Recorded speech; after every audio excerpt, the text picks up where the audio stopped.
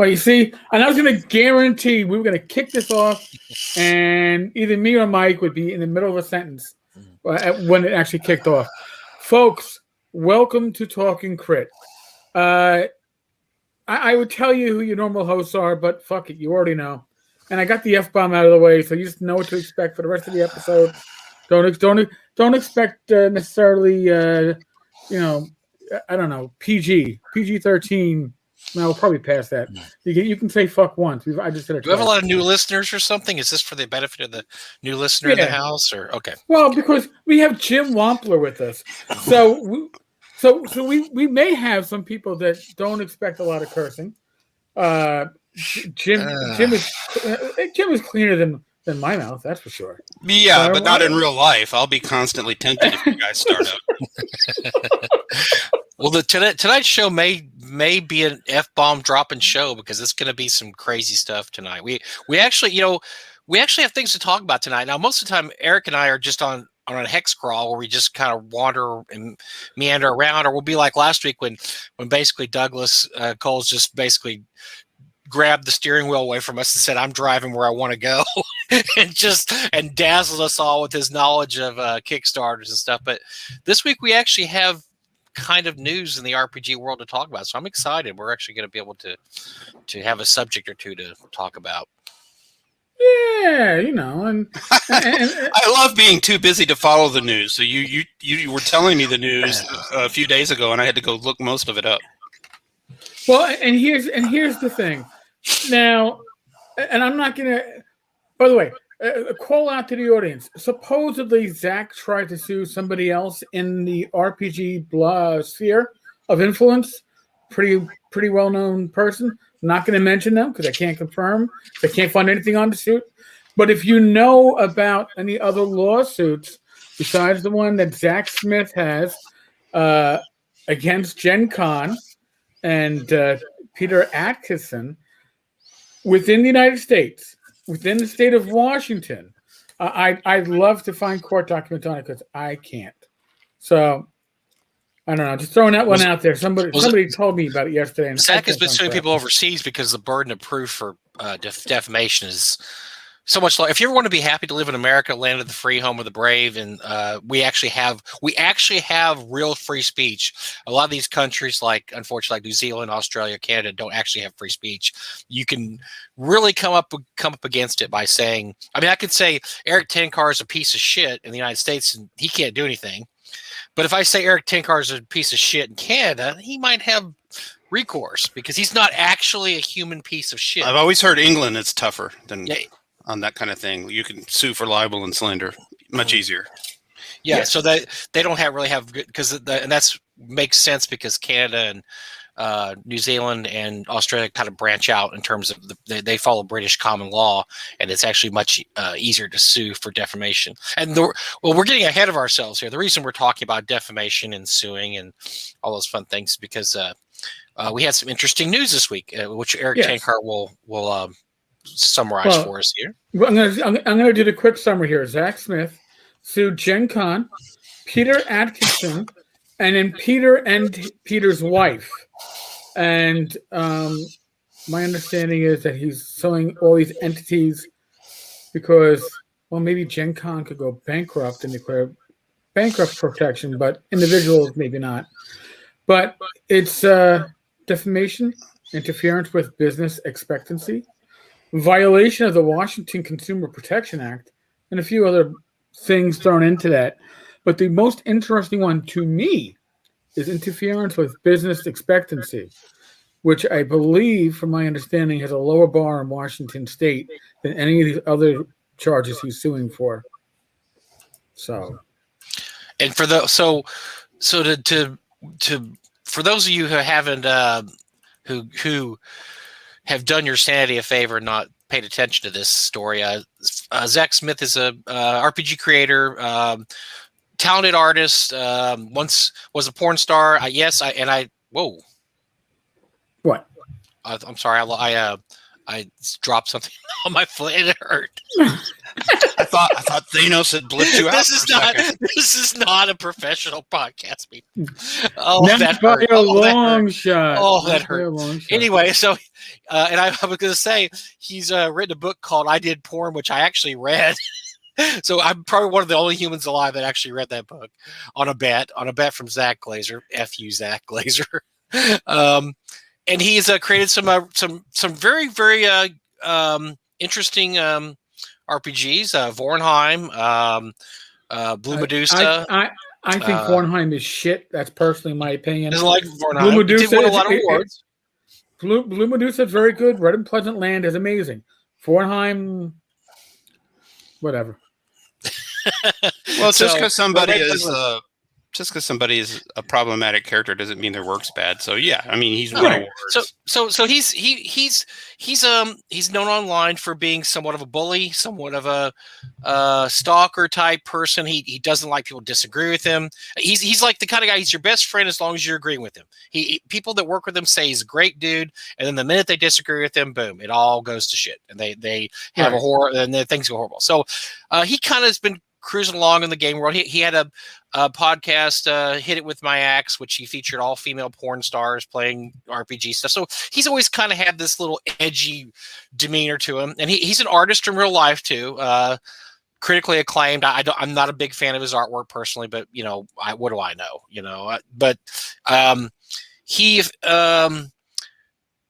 known. He has a girlfriend named Mandy who was in porn with him and also started a lot of his live streams, a lot of his podcasts.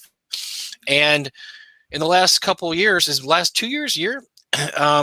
she has left him and accused him of abuse.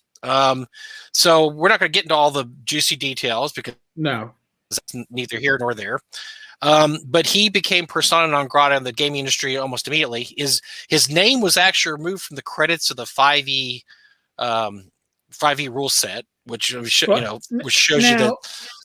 To be honest, they removed all of the consultants' names. Yeah.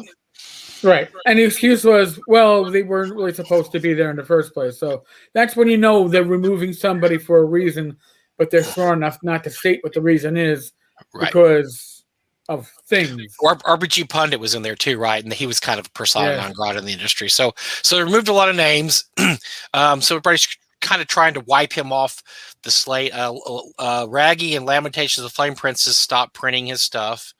There's a reason why. Now, the reason why James Raggy had to publicly disassociate himself from Zach was because Zach was, I'm trying to think the proper phrase here. He was, scrubbed from the roles at Drive-Thru RPG. They would not sell any of his products. If his name was attached to something, it was not going to be sold. So if James wanted to continue selling at Drive-Thru, he basically had to say, I'm not going to do any future work with Zach, and I'm not going to reprint any of Zach's work, and yada, yada, yada. So, but I came after the GenCon announcement. Right. So basically everybody in the industry is making, because one of the problems with Zach is he doesn't have a lot of friends in the industry. He's widely known as a POS in the industry. And so people, when it came time for everybody to stab him in the back, everybody gladly looked the other way and let everybody stab him in the back, because he wasn't the kind of person you really, that most people are friendly with or that care if anything bad happened to him.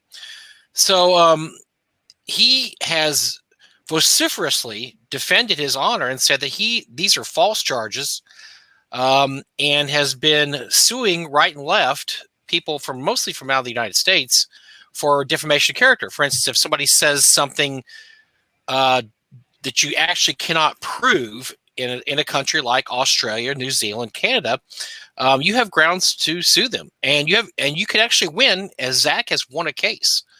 So our goal here this evening is to get one of those letters. Definitely. We're in the United States.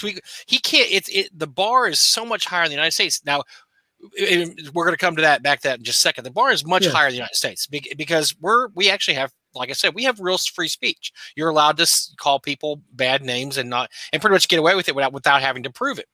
Other countries are not so lenient. And so he sued a online, I don't know, a streamer named Etten a while back.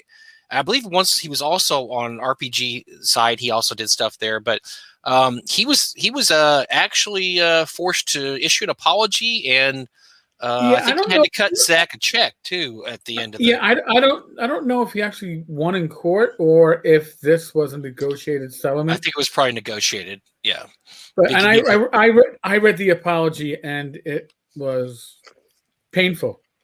Well, there's actually a YouTube video of it if you ever want to see it. And really? literally it's this. I am blah, blah, blah. I am so sorry I said those things about Zach. I will never do that again. I love Zach. That's what it was. The guy was And before you stop watching, be sure and leave a like. But he was absolutely doing it without, he did not want to be reading that. It was not done except for the letter of the law says you have to read this on YouTube or whatever. So which brings us to the events of this week when Zach has announced he is going to sue Peter Atkinson and GenCon, not because he was quote unquote banned from GenCon, which, right. He's been a few times. Actually, I have my copy of Blue Medusa signed by Zach because I had a friend that was going to be there the year that Zach was there, and he got Zach to sign it. So he does attend GenCon occasionally. He's banned from there, which, okay, you can ban people. That's right. Not an issue.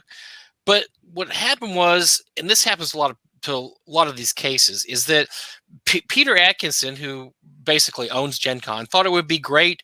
I don't know, points with the audience to get thumbs up from the audience to actually issue a personal attack on Zach at the same time. I have it in front of me. Yeah, why don't you read that? At GenCon, we have a policy of not disclosing the names of individuals who have been sanctioned or banned from our events. However, and this has been somebody basically pulled their pants down and did the full Monty. However, our statements regarding a recent ban have caused confusion. I don't know what confusion it caused, and more importantly, made people feel that GenCon doesn't care about attendee safety. To clarify, I want to state that Zak S has been banned from GenCon and that we flat out don't tolerate harassers or abusers in our community or at our conventions. But then he had to follow it up. And in response to somebody's comments, there was due process. That's why it took us so long to come around. There were many people abused by Zach. The evidence was overwhelming. I don't need a court proceeding to uninvite an abuser from my party. And I think therein was going to lie the whole lawsuit is pretty much in statements like that. But I'm not a lawyer. No offense to Peter Atkinson, but that's one of my pet peeves, even though I'm guilty of it myself, is when somebody tells you exactly what they're about to do by telling you they're not going to do it. Not to be an asshole, and then they proceed to be. Yeah, you'd be okay if you just stopped right there. Just stop. It's our policy not to talk about people we ban, and so I'm going to leave it at that, and we're going to move ahead. And I hate this word. I hate the word virtue signaling, but this is a classic case of virtue signaling. I think he wanted to say, okay, not only am I doing the right thing, I'm going to tell you why I'm doing the right thing, and I'm going to be a badass about it at the same time, and say, hey, I'm going to call this guy right out and say he's an abuser.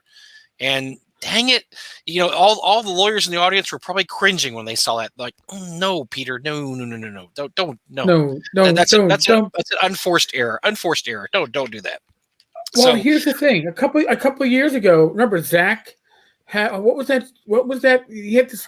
He interrupted the Ennies with that whole Zack Smith.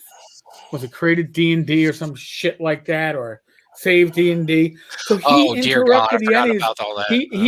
He interrupted the Ennies with this whole big stunt, a shock jock style stunt. So I'm sure that Peter was it's like fingers on the button. Like, wait a second, I can let these missiles off. I can do this. I can fucking ban him. I can fucking. This I can ban him for. Holy shit, I can ban him. I think it was. Well, there's a whole thing. We didn't even didn't get into is that there is a lot of accusations that he basically gamed the Ennies. A few years ago, he won pretty much every Ennie for anything that he Lamentations and Zach won. Just like swept the category of every Ennie, best writer, best art, best book. This is the year Blue Medusa won. And then there was whispers that he figured out a way to game the Ennies, which you can game the Ennies if you know what you're doing, especially if you have a loyal enough audience and you get them to vote exactly how if you tell them exactly how to vote and vote this way, and you all do this, you can block vote your way into the Ennies. And he pretty much figured out how to do it. And so I think baseball All-Star, Major League Baseball All-Star. Everybody get your Gillette Scantrons, like when I was a kid, grab 75 of them, fill them out in the afternoon. Pop them all at one time, yes. Related story, which means absolutely nothing. It's just a related story from my mind. Loyal fans for the Texas Rangers got Toby Harrah in at third base as the first Texas Ranger ever All-Star player in about 1977 by picking up gigantic stacks. They belonged to a union. These were union members. They got these gigantic stacks of ballots. They brought them to their place of business unions. They had a puncher. And they were punching thousands at a time. And they would do that every night. They would ask for the Texas Ranger staff, give us as many all-star ballots as you can. And they punched Toby Harrah. And so that's why if you ever see it, I think it's 1977 or 78, Toby Harrah, third base of the Texas Rangers, made it to the All-Star game because they gamed the system. They figured out a way to game the system. Well, metaphorically, that's what Zach did. He got union members to hole punch thousands of ballots metaphorically, and that's right. But not to say that Blue Medusa is not a great product. It's a very good product. But I think Peter was still stinging from that because there were a lot of accusations around that, and I think this is just his way of letting off steam. But dang it, you gotta have a better. You just gotta think. You got to think before you say things like that, because especially with somebody like Zach, who's not going to let that kind of thing just, sit there and percolate. That was surely within the limits of human foilability. I mean, if you act up enough in a bar, the bouncer throws you out. Right. But a good bouncer also knows that if you're going to have to land any blows, the body blows, you don't punch somebody in the nose and break the nose. You punch them in the kidneys, yeah, you punch in the kidneys, you punch him in the shoulders, in the back, in the sides, but you don't go for the headshot, because although it is effective, and though it takes that motherfucker down, you're gonna get arrested for that, because the guy's gonna have this bloody nose, and you can't really hide that. Whereas body blows can hurt, and they don't really show. So you could have just unnamed him. You ban him, you unnamed him. And you heard him where it hurts, because as Zach goes on, well, that's easy to say now. That's easy for you to say or me to say now. Oh yeah, you definitely because that situation wasn't like a giant thing stepping on my last nerve in the middle of running a $1 million convention. It was Zach. Zach. Here, I'm going to preface this just in case. My personal opinion from personal interactions with Zach, especially on the days of Google+. Zach is a 4-letter word that begins with a C, and I cannot use. But if Rachel's in this room, I would bring her over so she could say it. But he is somebody who gets under your skin and knows how to do it. He plays you. He is not just a thorn. He is that shiv that somebody sticks right into your shoulder blades, and then walks off as the innocent angel, saying, "I didn't do it." So I understand. I understand. Well, for years there's been accusations of harassment, and it was never Zach that did it. It was his minions. It was always his minions. Yep. That they would jump on these.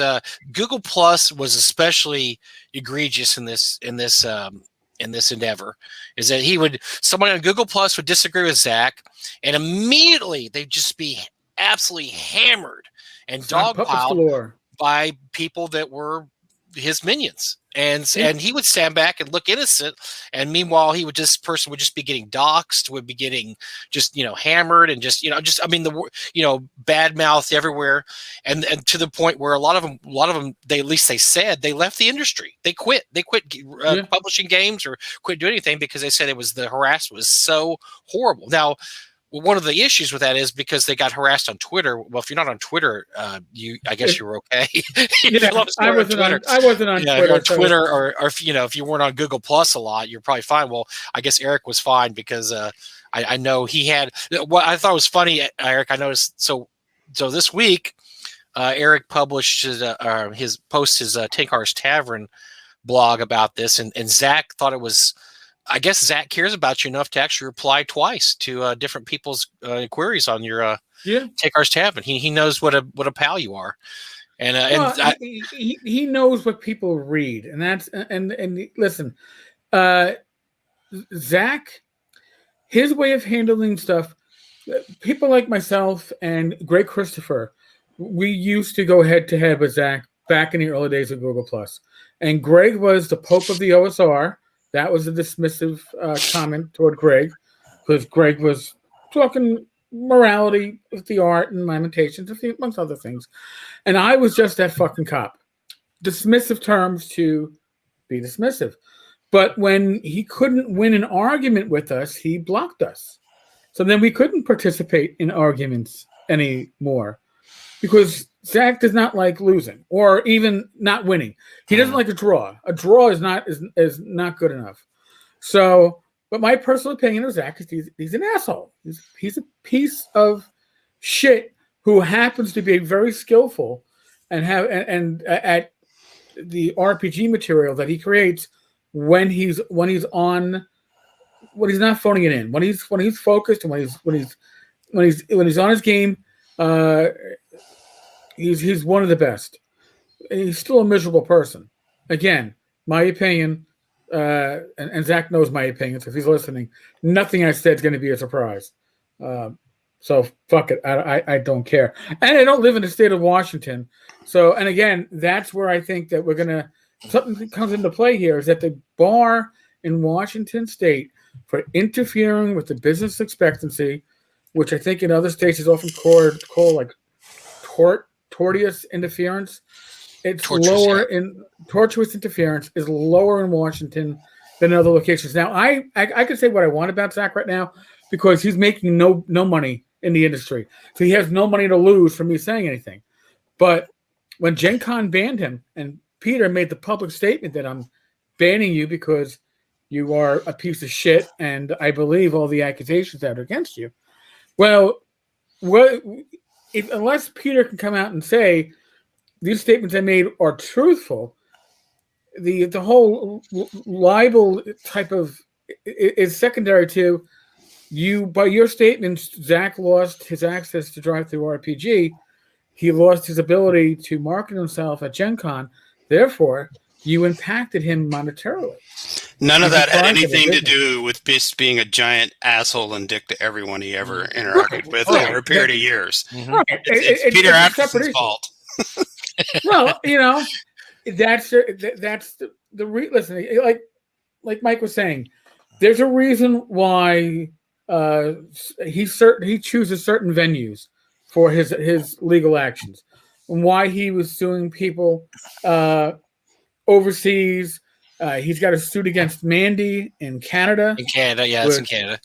That was a mistake for her to move to Canada, by the way. She should have stayed in the U.S. That was not. She opened herself up for that. Yeah. But GenCon, although GenCon happens in Indianapolis, it's an LLC that is headquartered in Washington State.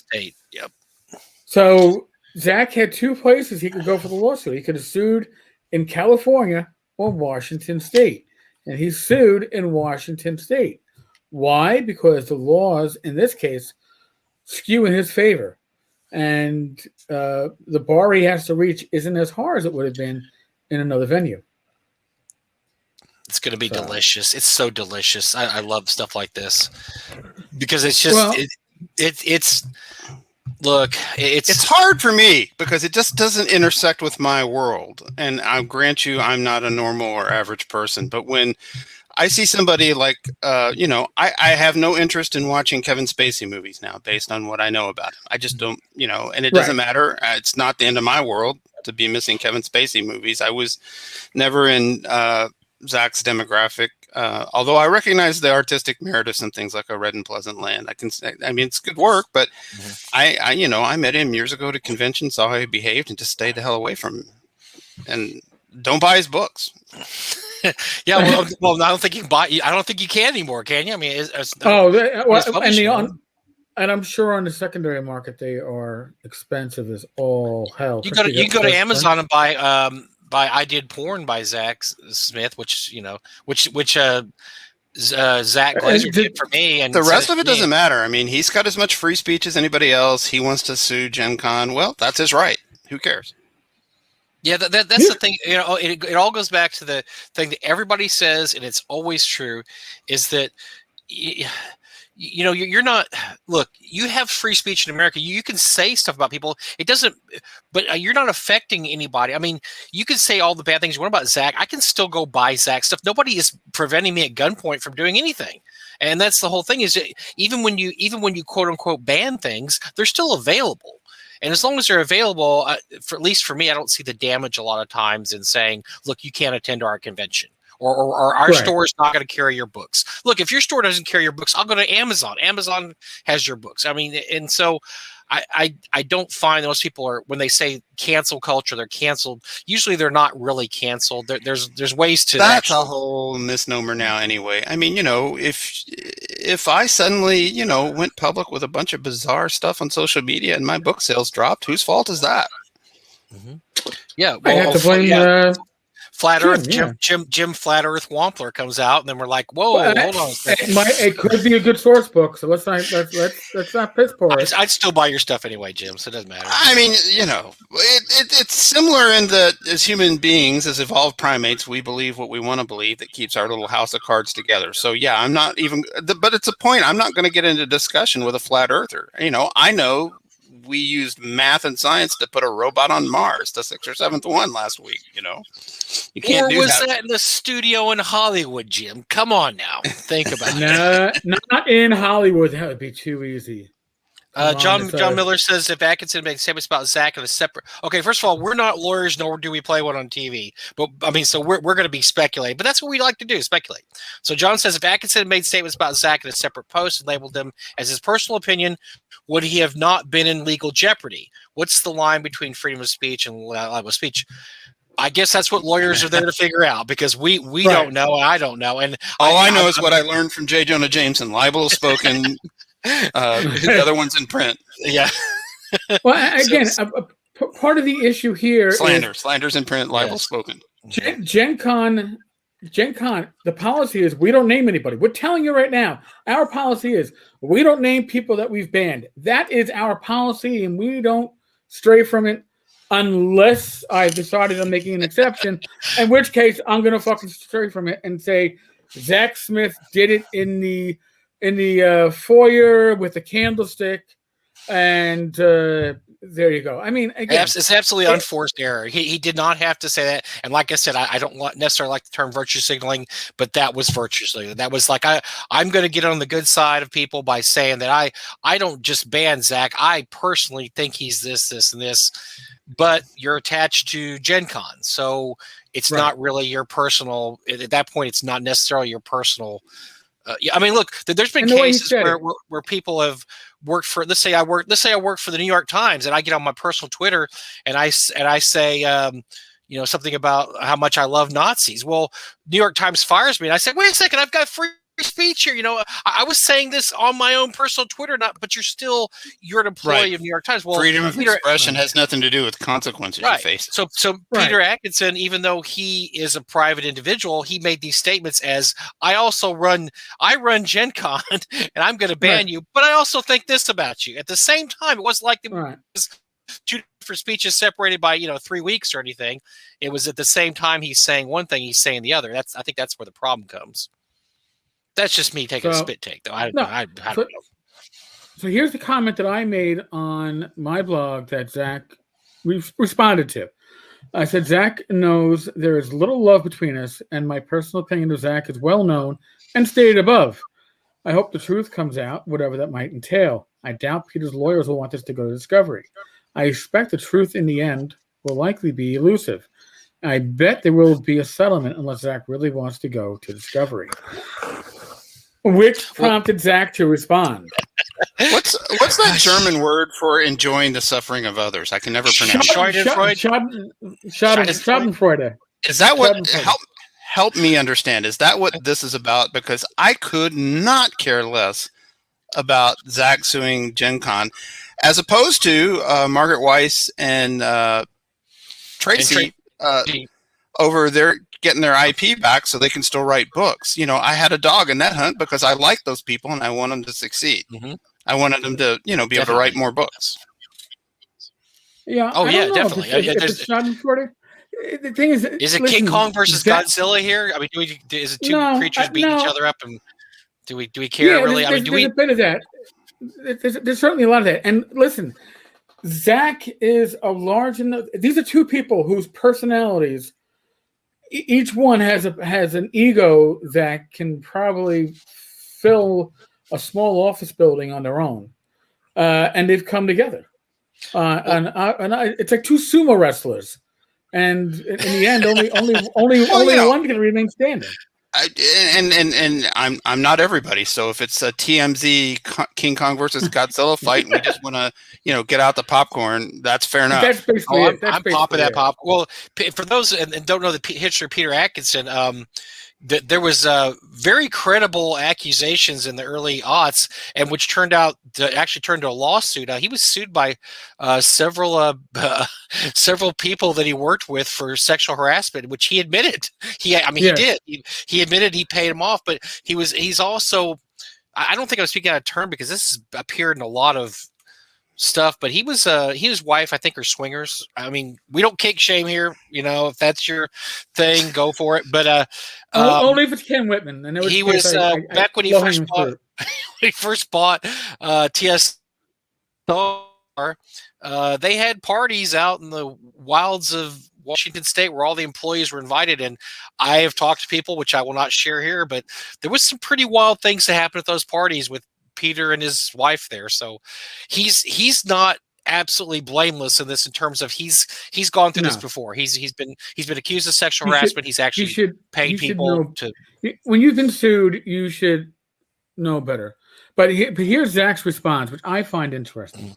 I will 100% make sure the truth is not even slightly elusive by the time all this shit is over. I have no interest in a merely technical win. The truth will come out.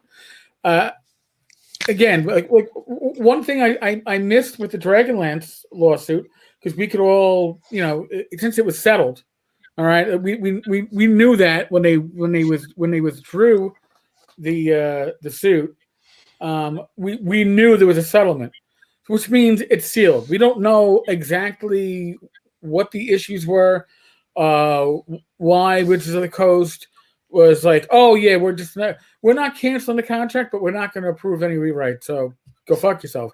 We'll never know what actually that entailed. Maybe we can infer it when the books come out, and we can look at the story and say, this is interesting. Maybe this is the issue.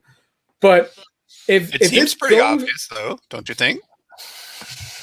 Well, what's your take on that, Mr. Wampler? Why don't you give us your take? My take on it is Wizards of the Coast decided that they were going to take D&D in a different direction that Dragonlance didn't fit in anymore. So they, did the corporate thing and just started stalling and playing for time and doing what they could. Then got called to account for it, and they cut a mutually beneficial deal. Here's your IP back. That's pretty much what we just figured out too. That we figured. Yeah. So that's that sounds about right. Yeah, because they did the weasel words. We're like, we're not going to cancel you, but we're going to make it so you still can't publish. And yeah, that didn't go over well with the fan. I don't know how much fan pressure had to do with that, honestly, or just the fact that they were shamed publicly. And they want to try to present one image publicly, yet that image was being tarnished by the fact that two of the people who contributed to the huge success of D&D were being treated like crap. Well, but yeah, that I think that ended up working out for everybody. Yeah, but I think in the case of Wizards of the Coast and Hasbro, we've just seen Wizards of the Coast now is its own huge division now at Hasbro. Wizards of the Coast is running the boat. Now they're making announcements. They made announcements today with more actors that are going to be starring in the new D&D movie. Oh, I know. They cast Hugh Grant as the main villain, and I'm like, oh, how are they going to put makeup on him to be a lich? Oh, they don't have to now. Oh, there. He's already half dead. But, you don't want the bad publicity. So I wonder if he could out Jeremy Irons. Interesting. I don't know. But yeah, that wasn't going to be. Yeah, that wasn't. Yeah, that they did the only thing they could have done. Yeah, unless they're stupid. I mean, that they could have been stupid and really. Well, they were stupid in the first place. They were stupid for trying to play a technical game, because technical games rarely win.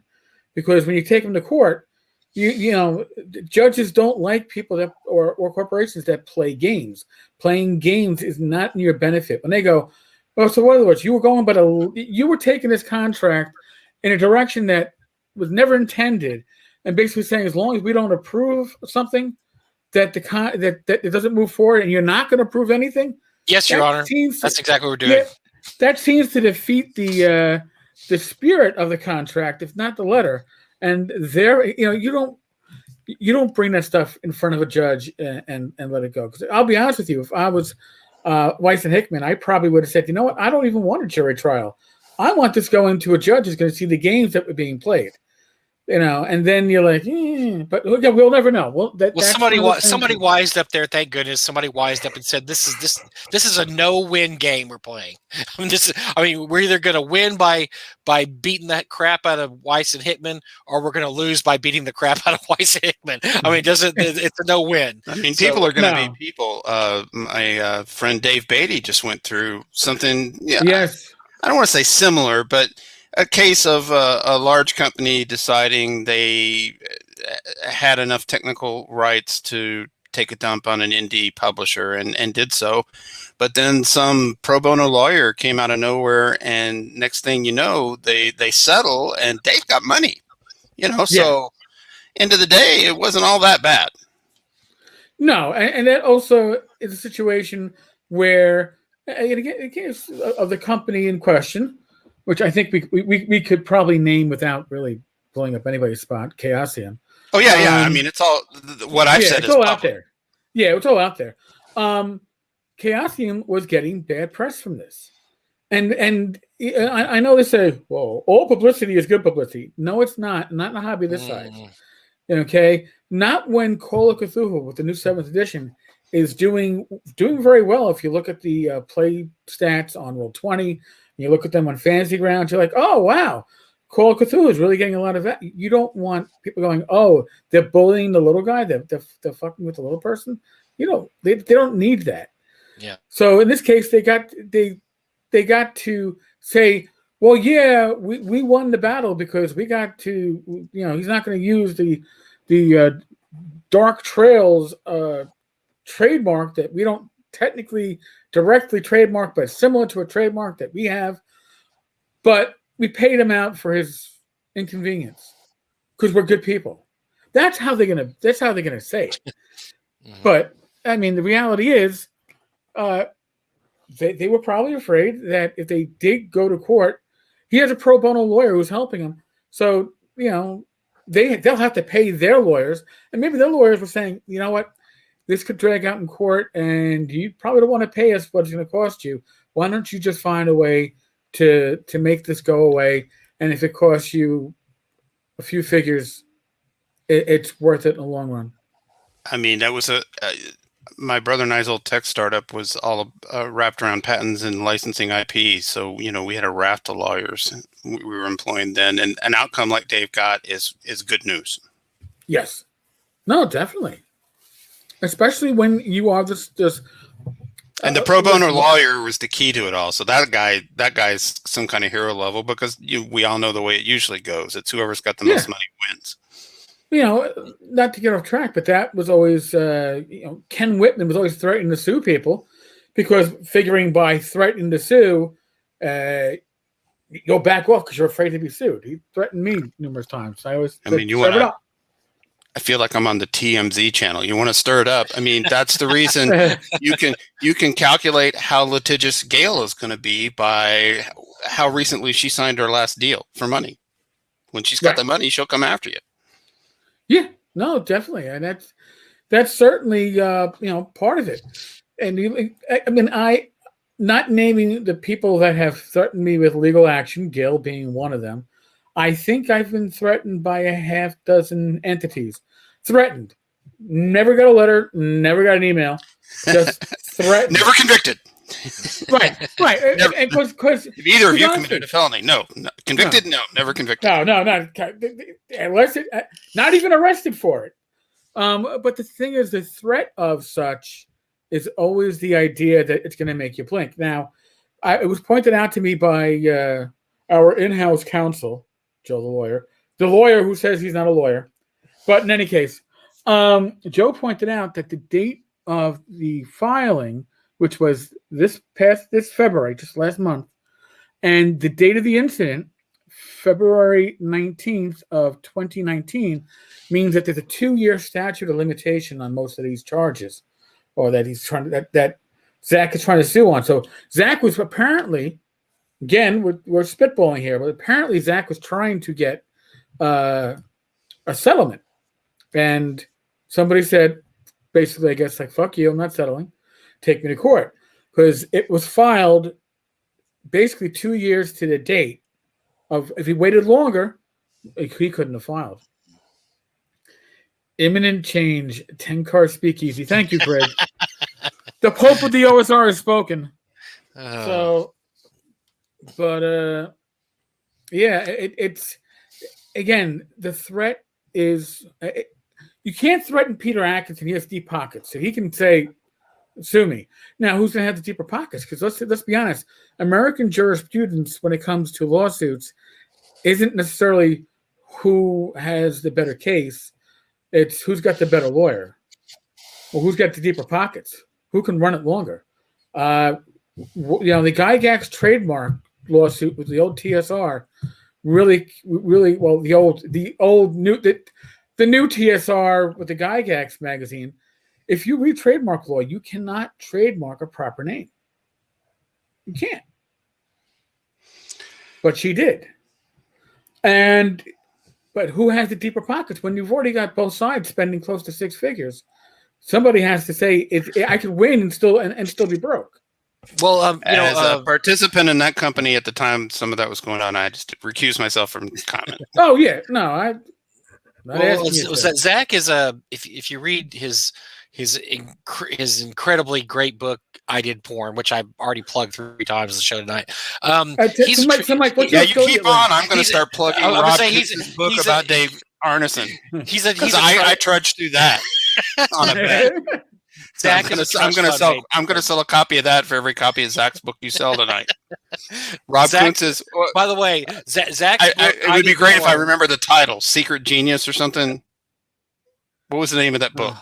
Zach's book, I Am Porn, is the most boring. I couldn't even finish it. It's whatever it costs, it's a bargain, because there are sentences in that book a page and a half long. So Kuntz is German, right? So there you go. That's why. Well, I was going to say, Zach is a trust. You find out from the book that Zach's a trust fund baby. So he's made a lot of money from his artwork over the years. So he might have deep pockets. I don't know they're deep as Peter's by any means, but he's not Shlomo. I mean, some poor Shlomo with he's got money. So all this talk about I can't make any money now because Peter Atkinson from GenCon. Yeah. That just threw up the lie flag, because who's making money publishing games? Nobody, and he's not. And his books were Vanity Press anyway. They wasn't like they published 8,000 copies of anything. Those are very small print, artsy books. Are you talking about the 4,000? 4,000 for 4,000. Yeah, I think he's done print runs as large as 10, but and he's also done reprints on some of them. That's true. A lot of I think Red and Pleasant Land was reprinted 3 or 4 times. But yeah. I know, for instance, Lair of the Blue Medusa was only 1 print. That's why it's so rare and hard to find. It was a 1 print for 2,000 or 3,000. I can't remember. It wasn't. But that wasn't Lamentations though. That's true. It was kind of artsy fartsy. But he has, in other words, his family has money. He's got money. He's never needed to work. He's never had to work, which is why he was in porn. He didn't have to work. Right. So he was an art. So. I think it's not like I said, he doesn't have Atkinson riches, but he's not destitute either. So he, Right. and I think, look, just get the popcorn out, kids. It's going to be fun to watch. From a distance, don't get too close because you get splattered with whatever substances get splattered in that meeting of the minds there. But Guardians of the Galaxy, you should hit this place with a black light. Oh, jeez. So that'll be fun. So that was fun gosh. this week. But we had a great time talking about that. But we had some other fun this week that was interesting. Something having to do with Kickstarter. Why don't you tell us about that story, Eric? Because that's another great tale of woe and behind the scenes manipulations and all that fun stuff. Which actually we'll have to set that one up too, because that one's got a long setup. Well, now. I don't know. I don't think I know what this one is about. Oh, you'll love this. You'll love this, Jim, because Jim does Kickstarter. By the way, Jim does Kickstarter a lot. Does Jim have any projects coming up Kickstarter anytime soon? Let's save that for the end. Okay, we can save it for the end. That's good news. We can end on good news. We'll end on a good note. Let's don't sandwich that between two tales of woe. You don't want to tarnish Kickstarter by association. I like woe. Okay, so we'll I deliver on time every Kickstarter. I'll say that. He does. Great stuff. No, you've been spot on, man. I've enjoyed your stuff. And I'm kicking myself for missing the first two issues. It's just like, but then like you said, we'll get on to Scientific Barbarian in a bit. I'm trying to find this our story starts a while back. What's the latest TMZ.com Kickstarter news you got there? well, the story starts way back. There's a gentleman named, oh gosh, what's the guy's name? The streamer guy. Gosh, I already forgot his name. Yeah, I know. Kevin Rule. Oh God, what's his name? Why did I forget his name? Boy, we're so prepared. This is the kind of professionalism you see every week on our show, Jim. So just to let you know that this is what this is why I do Say for Half, because we record and edit Say for Half. Oh no, we don't. You're way above us. Oh my gosh, that's like that's extremely professional. That Say for Half stuff. That's why we're on par with Goddamn It, Zach. We figure that's the bar that we want to hit. We don't want to go beyond that. Because as long as we surpass GDZ, we're happy. That's how low our bar is, and it's not hard either because it's Zach and Peter. So we could easily overcome that. This is the perfect RPG. Look up perfect RPG. It should say the name of the. No, because unless it says in the comments. Because here's the thing, the perfect RPG was canceled. And why was it canceled? Right. Because an individual that was all right. It's Adam something or other. I'm just getting this from because Luke Crane's the guy that had the thing. Who was the guy? Oh, here it is. I found an article about it. It should say right here. Okay. So pretend you're a journalist, Eric. What's the headline? Coble. His name is Coble. Adam Coble. So Adam Coble created the RPG Dungeon World, which it's just a pretty good RPG. I've read it. It's okay. He spawned so much though. Holy gosh, he became a streamer, and he would, as most streamers do, he streamed online D&D type games. Well, he was running this game. I can't remember the name of the game, but it was more of a sci-fi type game, and he's streaming this online. So, like most streamers, like all the famous ones up there, he's got his voice actors doing all their things, and so for some crazy reason, this guy decides it'd be a great idea to role play a sexual assault with a female role player who doesn't want to do it. Oh Jesus! So he forces her into it. And it was even weird. It was like it was a sci-fi. So forcing her into it is not role playing anymore. No. That's actually assaulting her, especially when she was not into it. So, and she actually has, if I remember reading this correctly, she had a male character in the game. The male character was hooked up to what they call an orgasm machine. And do you have those, by the way? Did you stat that out for me for Gamma World, Jim? Next product you have, orgasm machine. So anyway, I will not be doing that for you. I'll send you a DVD of Barbarella, but that's about as far as I'm willing to go. And so this is like so out of nowhere. So So her character gets hooked up to this machine without her permission, and her character has an orgasm. So she's also this it happens. She's upset. She's like, I can't believe this happened. So she quits. She quits the stream. She's like, quit. Well, then all the other streamers quit in solidarity with her because they said, yeah, that was weird and creepy and whatever. And immediately he goes from, pretty much he's doing okay in streaming to persona non grata. You're so mad you're maxing out your bandwidth, Mike. He's just absolutely kicked out. He's kicked out. He's basically booted out of the industry because of this sexual assault. He apologizes for it, and of course. But he kind of slides to the back of, I'm not going to do streaming anymore. I'm going to, I don't know, go to a desert island somewhere and contemplate the world or whatever. So he's out of the picture for a while because he made this horrible gaffe of basically making somebody role play a sexual assault. And look, we've all played D&D for years. I mean, between all three of us, we have 100 years of D&D behind us or playing. Easily. Yeah. Would you ever do anything like that in your wildest imagination? Would you force a player to role play out a sexual situation like assault? No, nobody does that. So that's just, who knows if he was doing it for clicks. We thought it'd be cute to do. God knows why he thought this. So anyway, this happens a while back. So Adam Coble is out of the industry. Cue Eric, and he's going to tell us what happens next. Well, what happens to start with is I find this in the zine community over on Facebook. Somebody brings it up and it's like, what happened with this project? It looked interesting because it had numerous people involved in the zine project of, quote, perfect RPGs. Now, it was weird because it's Luke Crane works for Kickstarter. For the longest time, he was their game coordinator, like the game project. He coordinated. Now he's a vice president. Just got promoted a few months ago. He's been known in prior Kickstarters that if you complained about the way he was running it, he canceled your pledge and kicked you off the project. I witnessed it on one of his projects. I was like, this is bizarre. So with this one, and help me out because I'm not up on every single OSR thing. I know what Dungeon World is. Luke Crane is the guy behind that. No, that's Crane Adam behind. Luke Crane works Burning for Wheel. Kickstarter. That's Mr. Salacious Role Player, the Assaulter. Okay. Right. Luke Crane works for Kickstarter, but he's the guy behind the Burning Wheel RPG system. Which actually I should know that. I'm just. It's an interesting. It's a good system. I've read that book. The books are very well written. He did a really good job putting that together. Not my cup of tea, but right. He did a good job. Probably from the OSR point of view, you would know Torchbearer, Mouse Guard. Yeah.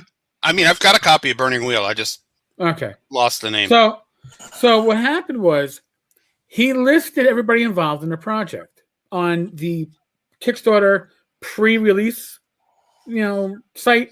Like the project is not live yet, so he listed everybody, and Adam was not listed as being on the project. And the list of names you can still he removed the list of names from the page, and even says redacted to reduce future harassment.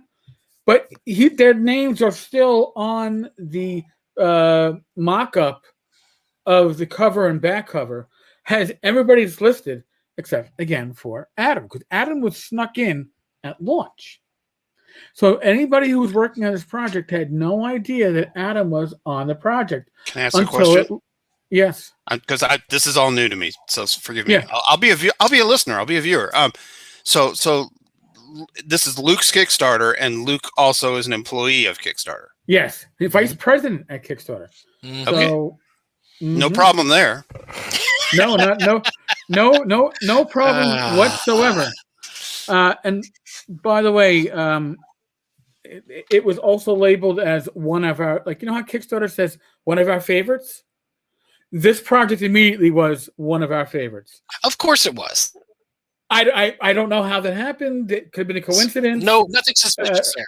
Nothing suspicious here. So, by the way, Kickstarter they've known to break their own rules quite a bit.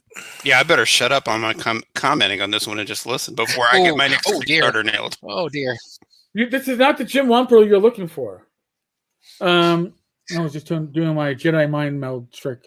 In any case, so what happens then is it goes live, and Adam's name is added to the list of creators. And now the list is not alphabetical by first name, and it's not alphabetical by last name. And it's not alphabetical by reverse last name. It's alphabetical by reverse first name. So Adam comes at the very end of the list. Mm-hmm. Not suspicious at all. I always list alphabetical by first name, letter at the very end. That perfectly logical. Yeah, I understand. Yes. Mm-hmm. So now that's why you're Bad Mike, so you can get higher up on the list. right, exactly. But now, I put my name at the bottom. For some reason. Now, just take a sidestep here. This project was only going to be live for like 3 or 5 days. It was going to be a really short one. And here's the deal. The project was, to back the project was $14 in PDF. And the PDF says the following. Paper copies cost $1.29 each. I want to subtract the exact amount from the PDF cost, but I can only subtract whole dollars. Therefore, I've rounded the cost mathematically because print plus PDF is $15. Okay. Not bad, right? However, for the exact same amount of for the exact same product, you can also back for $25. Or for the exact same one PDF and one copy of the zine, you can pay $42. Why? Because apparently Luke wanted to see how would people pay more to pay the authors more. Because here's another thing. People involved in the project weren't getting paid up front. They were getting paid by a share of the sales. Now, when this project went what's the phrase down south? Tits up. When this project died nobly, all these creators who had done work on it were basically told you're not going to get jack shit because somebody decided to play games with the Kickstarter about games. If that makes any sense. Which is why you don't work on. You should never work on spec, and that's. I feel so bad for those people because they thought they were going to get a pretty good payday. Because look, Luke Crane is, he's on the inside there, and he was able to list that as a gold pick or whatever, and they're sitting there going, "Yes, we're going to make some money on this," and then to have everything yanked up because Luke wants his friend, the person who can't keep his perverted fantasies to himself, on the project and doesn't tell anybody. That's just ridiculous. Yeah, and it was really a recipe for disaster. And here, I'll be honest with you, I am very disappointed in myself for not finding it on my own earlier, because I would have loved to have been following and gotten the updates that are backers only. Because I'm sure they would have been interesting. Oh my, yes. Now there are a lot of comments in the comments to this that were deleted, and considering the ones that were left up, I can only imagine what was said in the ones that were deleted. Because there's a lot of shade thrown on Luke for this, rightfully so. I mean, again, abusing your position of authority within a company to further yourself is not generally seen as a good thing in the larger community. I got to thank you guys, because although it's my inclination to spend more time talking about positive, constructive, and fun things going on in gaming, that's just me. What you are gifting me with is I'm catching myself vaping more because I feel like I'm outside smoking at a game convention right now, just listening to all the stuff going on that's got fuck all to do with me personally. But here's the thing, Jim. We approach it from a position of hilarity because we're not invested in these. We're on the outside throwing tomatoes and laughing and pointing because we're fair enough. So we don't mean to cause your blood pressure to go up or anything. But this is more. No. It's not that. I'm just like, okay, I just suddenly occurred to me. This is just like being at North Texas Con. Yeah, you get all the inside info. Yeah, you get all the inside scoops. But No, I know that it sounds terrible. It sounds like we do focus on the negative, but we laugh about it. We're laughing about it. I am no saint because that's a 7.5-hour drive between Cincinnati and Lake Geneva with me and Tim in a car, and people are constantly like, saint. "Oh, that conversation must be great. You should record it." Well, I would never work in the industry again. Is it just the conversation? Fuck you, Tim. Fuck you, Jim. No, fuck you, Tim. No, fuck you, Jim. Is that the conversation about the last 2 hours, or does it get boring? That's a different thing. But my game used to be how early in the 7.5-hour trip could I get a fuck you, Jim out of Tim. And when I got it in the living room in front of his wife before we left, I called the game. Okay, all right. I'm never going to beat that. You won. Yeah, you won. Yeah, you won forever. Wow. No, but I just mean, freewheeling opinions about everybody and everything. Well, Zach and I, when we drive, we've driven up to GenCon and Game Hall. I told you what I did. I'll say this. I told you what I did when hour after hour after hour, finally the conversation starts to spin down, and I'll just go, Dave Arneson, and off Tim runs again. Yeah, it's better than a cup of coffee. Now, Mike, I wish clarify when you say Zach. You got a ton out here. You got to clarify when Zack you drive Smith. with Zach. No, I don't drive with Zack Smith. Zack Smith, author of I Did Porn, which is the fourth promo I've done for this book. At least you shared many a road trip with Zach Glazer, author of I Bought It and My Wife Hasn't Found Out Yet. Yes. Zach Glazer, I want to take pictures of my food. Yes, that's the guy I drive with, the guy who has a camera. Usually you see a pork loin sandwich in front of you, the first thing my brain thinks is eat. The first thing Zach's brain thinks is picture, so... But no, we do the same thing. One day, Jen is going to come home from being an airline stewardess, open up that office door, and it's just going to be a wall of machinery. She's going to go, my husband's in here somewhere. I know he is. Well, we've called Jim during some of our talks, Zach and I. So Zach knows we do the same thing. We'll be in the car and we'll start talking. Go, we would be fired from the industry if we talked about this out loud. We're like 30 minutes of the trip. We're already talking about stuff that can never leave that car ever under any circumstances. We're like, well, maybe we should pay to have access. We should do a live stream on the road. Because I think somebody told us that once. Why don't you do a live stream on the road? We're like, no. Although we do live streams on the road, but we carefully edit those live streams. We self-edit those live streams. You self-censor. You self-censor ourselves, yes. But yes, the same thing. So we know how those trips get. Look, you got to talk about something during the trip, right? You got to go somewhere. But so when you take Tim on the Dave Arneson train, it gets derailed really quickly, or does it? That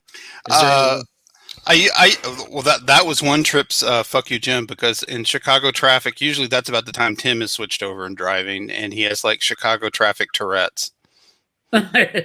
So as a distraction from that blah blah blah who just cut us off.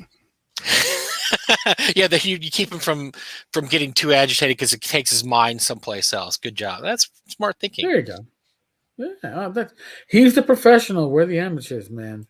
But you do it well too. Listen, for Mike and I, these conversations are conversations that we often would have at gaming cons running the booth, and we start, and I'd be like, all right, so how much of this conversation can I actually put into a blog post? Because you have to I got to censor out this source and that fact. But when we talk about this stuff, there's always sources. It's always sources we can't talk. I mean, we can tell stories a lot of times. We just can't say where we got it from. Right. I talk to people every day that I'm like, oh man, that's juicy, but I can't say anything about it. Dang it. Because if I did, they'd know immediately who I was talking to and talking about, and so I just can't even say anything. So I got to sit there and just stew on it until it becomes public knowledge. And then, I mean, it's complicated. There are places where it has value outside the social media dystopia we all live in. Like Ken Whitman, we want to keep people informed about what Ken Whitman's up so he doesn't come back into our industry and, start wrecking it for everybody. Because when you do something like that on Kickstarter, like the stunts he pulled, we don't have that big a swimming. We don't have that big a swimming pool, and he's just dumping barrels of pee into the pool. Well, yeah, that's true. Well, another thing you have to remember is that it's really weird because I read an article. I don't ever want my money back from Ken, and he got me decades ago for thousands. I don't care about that. What I care about is stay out of our industry. Well, Right. I was gonna say I read an article not that long ago that basically said because we're receiving so much information on social media so quickly, things tend to go down the memory hole rather fast, and so it's always good to keep people aware of these things because people will forget very quickly, who Ken Whitman is, even though he was all over social media a while back. Well, there's been so much has happened since then that you're going to get people that pop in and say, "Oh, well, who's Ken Whitman?" Yeah, I'm much more comfortable talking about a case like that because he was cyclic, and when in the early internet days when it was just gamer forums and there wasn't any social media yet, he would literally do that: burn a bunch of people, take a bunch of money, then go be a Bible salesman for a few years, then come back and do it again. And with social media, that's a positive. He can't do that anymore. Right. Yes. It's never say never. It won't mean he isn't going to try, but he can't really do that anymore. Yeah, listen, I still and think that's to everyone's benefit because he's just a crook.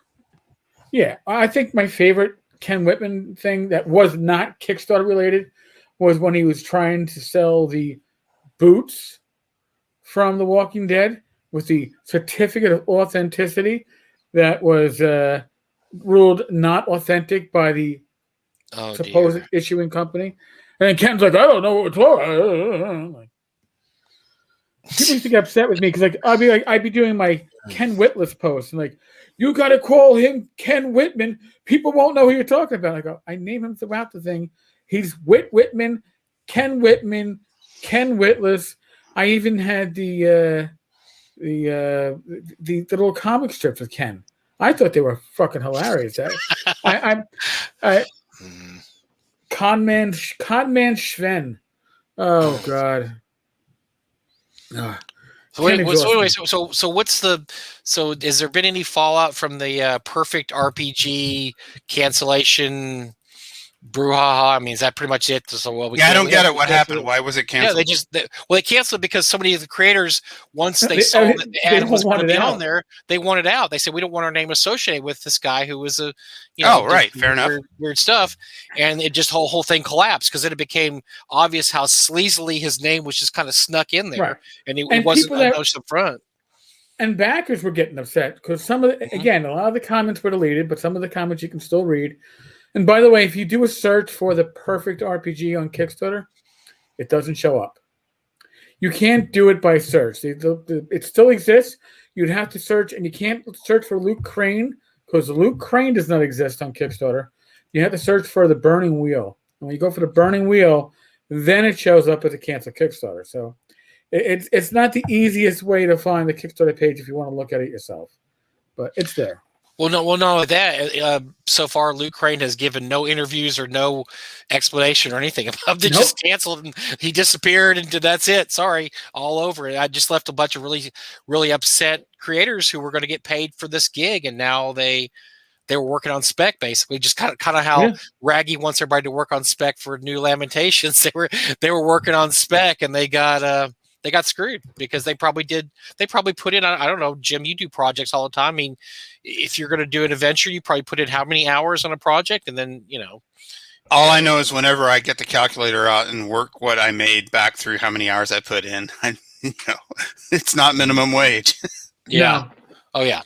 And so, I feel bad for these guys. I feel bad for the creators they probably thought they were in for a pretty good payday, to be honest. And then, and then I get uncomfortable. I mean, sometimes I have to have art up front to put into the Kickstarter to promote it. And when I'm able to, almost always pay up front, but sometimes I can't. And I feel bad even for asking, can you do this art now? And, 7 weeks from now, I'll pay you. That makes me uncomfortable. Oh, and I always pay. So it's not like there's a problem. It's not how I want to do things. Well, we should get Jim's opinion on the Raggy thing because that would directly. I've interviewed him, so I at least know him. Well, he I don't know if you saw his latest. I felt bad for him because the COVID pandemic just wiped him out. He could not afford. He was not structured to be able to not do cons. No, well, not only that, him losing Zach. Zach was his golden fleece that kept. I've got quite a few of the books because I'm not I'm all about First Amendment and free speech. So, Right. there's a book called Vaginas and Magic. I couldn't wait to get to Free RPG Day and get that. And I bought books too. But, and I'm capable of reading and going, oh, I see what you did with the magic system here. That's really cool. And I'm not going to ever run it as written because it's not that part's not to my personal taste. But he just had a video where he basically wants to make a comeback. And he's asking for writers and artists to work on spec with him to create a new Lamentations of the Flame Princess company. And Eric and I just were like, that's asking a lot of your artists to work on royalties only, and your artists especially, not just your writers to work on royalties, and your artists to like, hey, look, we'll pay you for the art when we get this gig done. We'll gladly pay you Tuesday for an RPG today. Yeah, I just think that's tough. Well, I'll say this for him: I've never heard of him stiffing anybody. He has it. That doesn't mean he's smart enough to to not be forced to stiff people. Well, here's the thing. Last summer, the Finnish government was coming for their money. The business loans he took out were coming due. He had to raise, I think it was just about $100K US with major sales. So he offered major sales of his stuff and basically put the word out. I need help. I need buyers. And you know what? He got out of. He paid off the debt that was coming due. I don't know if he paid off all the debt, but the debt that was coming due got paid off. But if you looked at that video, and James, I don't think I don't know the way I can put it. He looked like shit. He put on, and he said it. He put on a lot of weight. I mean, that's a bad year when your whole company goes. Yeah. In the North, we don't. In the South, I don't know what you think they say, but in the North, we just say when things go south. When things go south, and that's good enough. Once you're already south, how much farther south can you Once go? You're south, maybe they do something. I mean, this year, hell froze over in Texas this year, so pretty much. Well, the parts of it I could speak to is just because I've started Mud Puppy Games back up again, and on the scales, nowhere near. What's the company called? It's not Lamentations.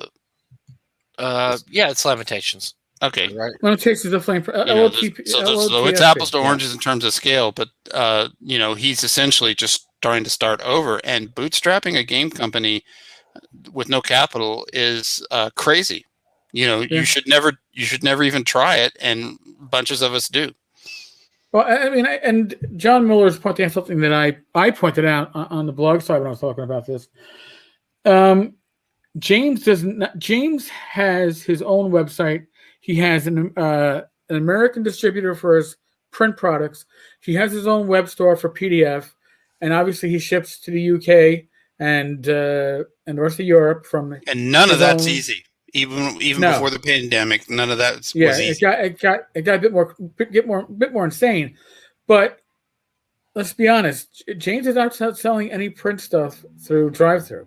He's selling only the PDFs. And I personally, and I'm not saying this is going to be like a long-term solution, because I don't think it is a long-term solution.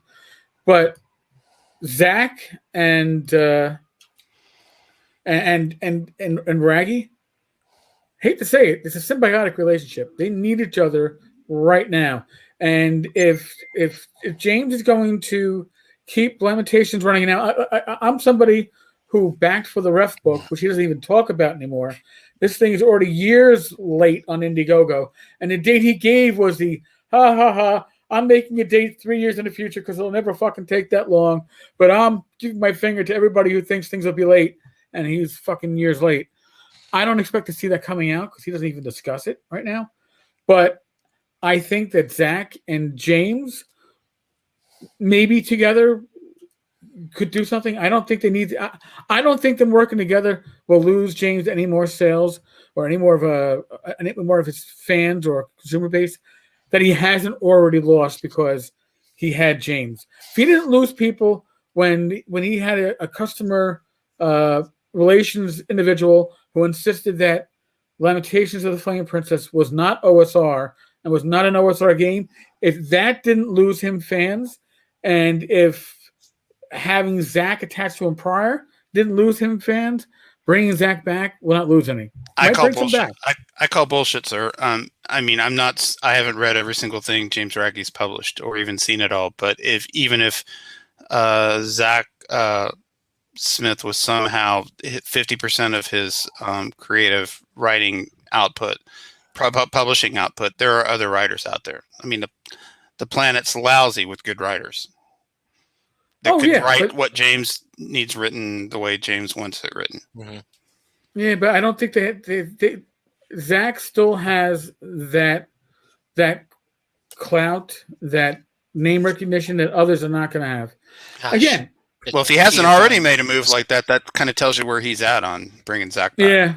Yeah, that's true. Well, he did complain about the fact that he basically lost his best friend and isn't able to talk with him, and he doesn't name Zach in this one. He named Zach in earlier on when the shit was going on, but he did kind of bring Zach back because Zach started making appearances in Raggie's Lamentations Facebook group a couple months ago. So who knows? Maybe rehabilitation is in the future. Well, good luck to him, because I don't like to see that no matter who the company is, where a whole company just goes down. Because we watched the pandemic and all the publishers lost income by not being able to attend physical conventions to the extent that they started doing their own competing virtual conventions just to try and keep a toehold. I think the thing that Eric and I think, though, is I think he needs a better plan, because just asking a lot of people like, look, I want to start my company over.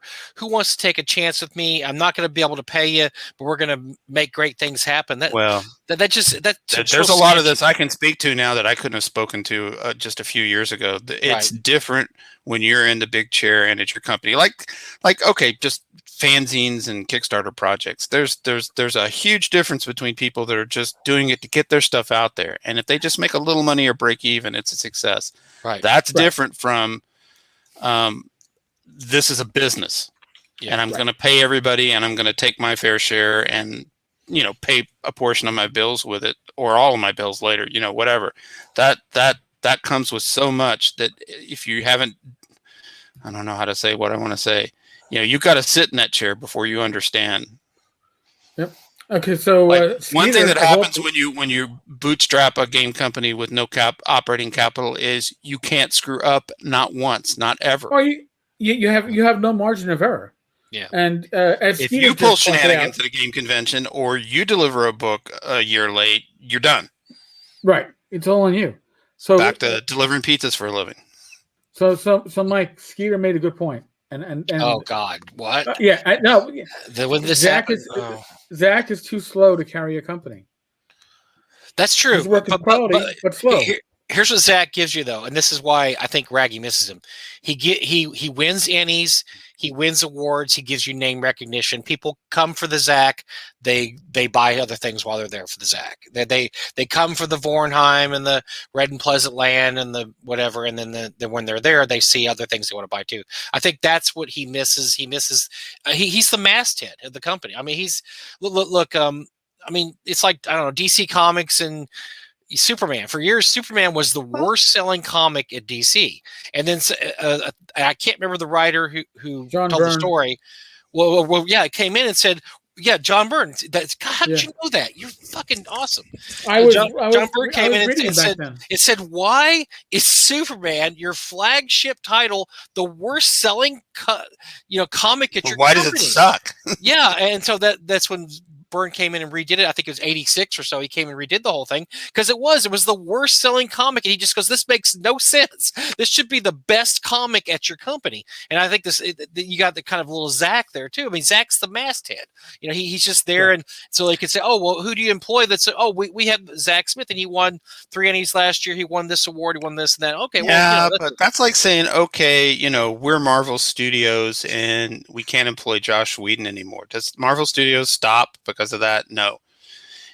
If they were somehow in a position where that did affect their business model and their bottom line, that's on them. Sure. But that's almost different too, because Marvel Studios doesn't need Whedon. I mean, they really don't. I mean, they can have anybody at this point. They become the 800-pound gorilla. They can pick and choose anybody they want to work with them. Well, this is what but that's part of what I'm talking about. When you start running an indie game company for profit, you've got to get your creator hat off and get your business hat on and know which one you're wearing when. No, that you're absolutely correct, Jim. And yes, and you know better than most people too. That's absolutely true. But what's interesting though is like I look at you like and Skeeter's on the comments too. But I'm not at Goodman Games anymore, and they're still pumping out MCC stuff like crazy. I wasn't, and I created the game, so a good businessman just goes, okay, well, I've got this product line, it's selling, let's keep it selling. Who do I got to hire? And they go out and hire them. But you're one man company, right? I mean, it's you. This and like Skeeter's SGP is a one man company, and so that's got to be, like you said, that's a lot different. You're everything, right? I mean, you've got to make sure everything's right. You can't have any. Almost. I made my first scaling up move in hiring a professional copy editor, so that my copy doesn't suck. I'm fair to middling copy editor myself, but I can't. Not on stuff I write, not on stuff I lay out, not at 10 o'clock at night when I get to it. That's smart. More people should think about spending money on that. I know for a long time. Yeah. One man operation, essentially. You're right. Yeah. But I mean, it's and the thing about what Raggy does is it's not a one man operation. I mean, he's there. He's kind of the figurehead, but the writing is done by just a various cast of characters. I mean, really, whoever brings him a great idea that he thinks would fit in with Lamentation's style, and he employs there. So it's a lot different, I think, what he's doing than what you're doing. Which what you're doing is really great because you're the buck stops there, right? I mean, that's it. Right. It's you. I mean, you're it. But I'm as good a writer now as I was 8 years ago. So how did I get into Goodman Games to start with? I knocked on the door a bunch and waited until I saw a Metamorphosis Alpha Kickstarter go one stretch goal adventure further than I knew Joe had writings for, and pitched him one. Somebody out there now, lots of somebody's, could be listening to this and say, okay, this is my shot, and go start hitting James Raggy up with Lamentations of the Princess Adventures or whatever he needs. Mm-hmm. There's more writers out there than goddamn Zack Smith. There, see, I cussed. Are you happy now? Yeah. There we go. Yeah. Thank you very much. Gosh, Skeeter must be bored tonight. One person's company sees some great work come out recently. That's true. Another one, Greg Gillespie, he's announced his new Kickstarter will be out pretty soon. I love Greg's stuff. We're running Highfell, my group. We're in session 16 or 17, and Greg puts out good stuff, but it's a lot of work. I mean, and you know that too, Jim. It's obviously a lot of work for you because it's not just, you can't just say, okay, I'm just going to do this, and then you do that, and you do this, and you do that, because that's what we do at Frog God, right? Because Frog God, one person does this, one person does it with theirs, and it all comes together, and then when it all comes together, you bitch about who didn't do whatever and fix it. No, you've got to face up to things like, okay, you're a BFA who now needs an MBA degree, so let's bust out Excel in a spreadsheet and figure out the profit loss on this Kickstarter. What can you afford to pay the artists? What can you afford to pay the writers? How much money do you want to end up at the end? Interesting. So yeah, because you can't afford to make mistakes in that, can you? Otherwise, you're working for free. If you screw up on the shipping or the artwork. Well, it's like chess. You're going to make a bad move, so you've got to plan ahead for that too. So you got a cushion. I just did it. I'll wrap myself out. I'm halfway through shipping my books, and I ran through the last of my rigid mailers from the last time I ordered. Well, weeks ago, I reordered, and I just went to Amazon and clicked the buy again button and ordered me 500 more rigid flat craft mailers. Well, Amazon decided that even though I hit the just reorder button, I needed 7x9 instead of 11.5x9, and I didn't bother to open them when they showed up. So, on Monday, I went, crap, I'm out of mailers. And had to suck it up and buy 500 more mailers, but also pay to have them overnighted. Oh, yeah. It's cost of doing business. Well, maybe you can still use those. You might be able to still use the other mailers if next project, maybe. But yeah, you're right. Yeah, then you're out. It's unexpected expense, right? Yeah, I mean, so like take Frog God Games. Since I was a partner there, I've seen behind some of those curtains. When it's time for a spreadsheet, there's no accountant to do it. I got to do it. Yep. when it's Well, time. that's the problem with most failed Kickstarters too. Is that it's? I mean, you don't see it happen as much as it used to when you had stuff like the Center Stage miniature debacle and things. But yeah, every once in a while somebody just messes something up and doesn't. And it mostly always happens shipping. Shipping's where it almost always happens. The problem is shipping is so unstable nowadays. It's not like it used to be where, okay, well, shipping's the same year after year. It changes every single year, sometimes twice in a year, and you've really got to keep up on your shipping info, otherwise you can get really screwed on that. Well, it occurs at a smaller level if you're just a freelancer as a writer or an artist. But there's a point in that where if you want to make money, you've got to start being your own business manager, your own agent. So that's a bunch of hats you have to put on. And then when you're, doing Kickstarters and deciding it's a good idea to do a quarterly publication, the beast that never sleeps, you've got to take it on. And what I will say about creatives is it's easier to teach a creative it's easier for a creative to learn business chops than it is for a business person to learn creative chops. That's absolutely correct. Thank God for that part. Good insight, Jim. That's seriously, but it's endemic. Every creator I know, and myself included, have struggled with it at some point and either mastered it or learned it good enough or not. Or you could be like Zach Glazer was, and you decide he's just going to lose money. It's like, I'm going to make Whisper of Venom the best box set ever, and I'm just going to lose money because obviously what I want to do is not going to be something I can do cheap enough or with enough money. Well, how do you learn things? You learn things by screwing up and making mistakes. Right. So that I had mine. That was Metamorphosis Alpha 4th edition, and which, by the way, was a great edition. I love Metamorphosis Alpha 4th edition. Yeah, but pro tip for the kids at home: don't order 5,000 books printed in China unless you really mean it. Because I could still hook you up with copies. It's a very good edition, by the way. But thank you. It is a very good edition. But Zach, if Zach were in some position or world where he decided to do it a second time, he wouldn't do it the same way. No, he did it because at the time he wanted to do it. I can speak for Zach because I can. He wanted to. He's not here. So. He wanted to put out a box set. That's what his dream was. Like you're a little kid, and you want to draw Spider-Man or something for. And you know what? He not only delivered on time, but it was an artisanal quality box set I've never quality I've never seen before or after. And I defy you to go find even just a board game with that fit and finish. He just didn't make money. No. But I mean, he didn't want to. I mean, if it's different. If you don't care about it, great. But unfortunately, most of us have to pay bills. We can't afford to. Oh, I screwed up on shipping, and now I'm instead of being up $5,000, I'm down $2,000. Or whatever. Yeah, I'm old. My goal is no longer to get my name out there for exposure. Right. Oh wait, you don't like exposure? Come on, Jim. I got a car payment to make. There you go. Well, tell us about your Kickstarter.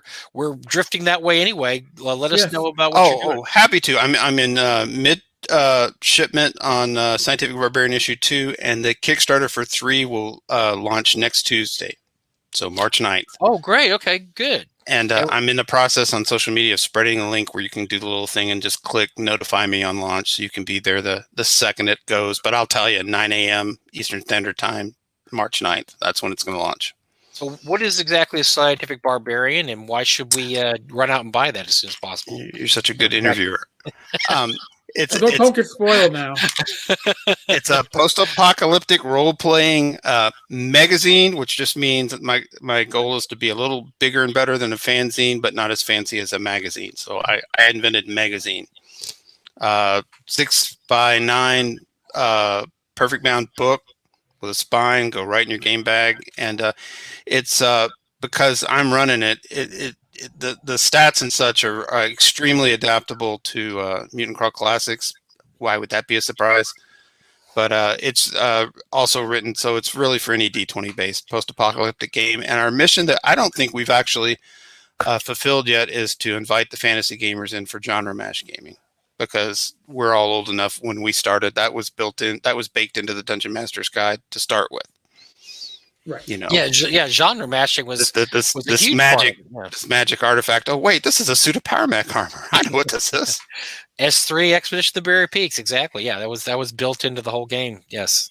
So and a whole team of writers and a whole team of artists that 95% of it all anyway. And top level names. Tim Kask and Jim Ward have been contributing to it. Jolly Blackburn is allowing me to run post-apocalyptic themed nights at dinner table in it. Naturally, because I'm a comic book artist, I go straight to the comics. Dan Smith doing a new strip that's got game maps from the comic adventure. And Travis Hansen doing a strip called Out into the Wastelands, the Life of the Party Guy.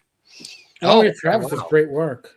I just sweet talked him into doing some illos that will be that are an issue. He's got some illos in issue too that he just helped bail me out when another artist had a problem. But I've talked him into being one of the illustrators and just top notch art. And I mean, you've at least seen it, right, Mike? Mm-hmm. I almost forgot I was supposed to be here tonight until the web store went, Eric Tenkar just ordered Scientific Barbarian #1. I'm like, oh, what a sweetheart. Yeah, speaking of which, so can we still get 1 and 2? Are we able to order those? I should talk about that. Through the web store, you can get everything we've published that's out, and 2 will be available once I complete backer shipments, and that'll just be in a week or 2. Because although I backed Check This Artifact and Fight This Mutant, I do not think I backed either of your Scientific Barbarians. I'm very sorry, Jim, but I do want them. Here's the Mud Puppy marketing spiel. You can get Scientific Barbarian #1 2 ways. You could just go to the web store and pay for it, and our shipping department will send it right out to you. It's in my living room over there, and or you can wait until the Kickstarter next week, and the Kickstarter has add-ons that are all the prior publications, so you can catch up that way at a backer-only price. That is a great idea. I assume that's exactly what I'm going to do. Unlike Eric, I will actually back your latest Kickstarter because apparently he could have done that too, and he didn't do that. So he's obviously I didn't. That's why I bought the first issue. Oh, okay. I have no feelings to hurt, especially in the middle of Zine Quest. My God, there's so much good content for so many people. I think Eric, you guys have got wives. You got to worry about wife aggro at some point. Oh, listen, I've handled. I got to look behind me before I say this. I actually handled that pretty well. I only have to worry about ex-wife aggro, and none of them care what I'm doing now. No. Actually, I had budgeted $250 for Zine Quest, and I blew that in like the first 5 days, and then I started, and then I started interviewing everybody. So, because I threw out the hey, if you have a zine, you want a little coverage, I'll do a live stream with you. I figured maybe 6-7 people would want it done in the course of a month. I had 14 lined up in the first 12 days. I was like, oh my God. But I think I wound up backing 27, 28. So jeez. Well, let me take a second to walk the walk that I've been talking. I hesitate to say that it's open submissions. It's more like vetted open submissions. But if I've got a team and the team goes from issue to issue with, 3 won't have a Levi Combs article in it. And you know why? Because he's busy putting out 5 zines this month and 6 more the next month or whatever. That's the way it seems. So, but Ian McParty is going to be in 3 so I brought him in new. If you're out there listening and post-apocalyptic gaming is your jam, hit me up, pitch me ideas. Well, apparently, Skeeter Green says I have a system where I try and do 2 things for the contributors. I try and use vetted industry writers and artists, and every product bring in some new people. And it's their first thing. And one of those is one of my best artists now, Ala Fedorova. I think I was the first person to publish her work, and I'm not taking credit for her work, but that's now turned into a whole thing where everybody loves her and everybody uses her. Go team OSR, right? Well, let's do it. Skeeter Greens wants to know if you're accepting articles. I would stay away from this guy. I know him. Sketchy. Ask Skeeter Green where his article is for #3 because I need it now. Skeeter, you're being called out. So he's accepting articles that you've already been commissioned to write. Oh, dude. So there you go. Now somebody, Dandelion Games brought up something, and I have to say I did not see it, but I heard about it. Since we're talking about MCC, DCC. Spawn of Cyclops Con had a virtual dealer room, and I heard that it was as close to having that real dealer room feel as as anything. Interesting. Apparently, the interface, which I actually, oh God, I wish that Yeah, I wish I checked that out. That sounds cool. the interface is called Gather, and apparently, what it is that you look a little bit like a character from Zelda as you're walking through from like room to room. But when you go to the dealer room or you go to a dealer's table, poof, it opens up and you got a person to interact with, a live video, and you interact back and forth.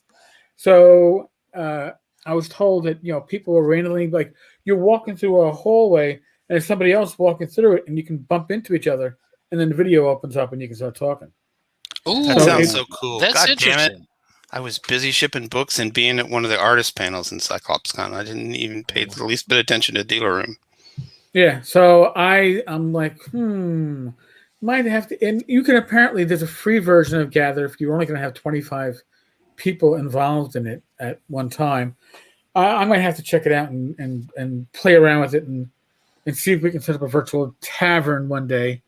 Might be interesting, but yeah, no, I could see this really becoming something future. Avatar's castle map, hidden rooms, hidden treasures can interact through camera and video as they meet. That really, if you're going to replicate conventions, because I know for myself, I go to conventions to socialize, even with people like Skeeter.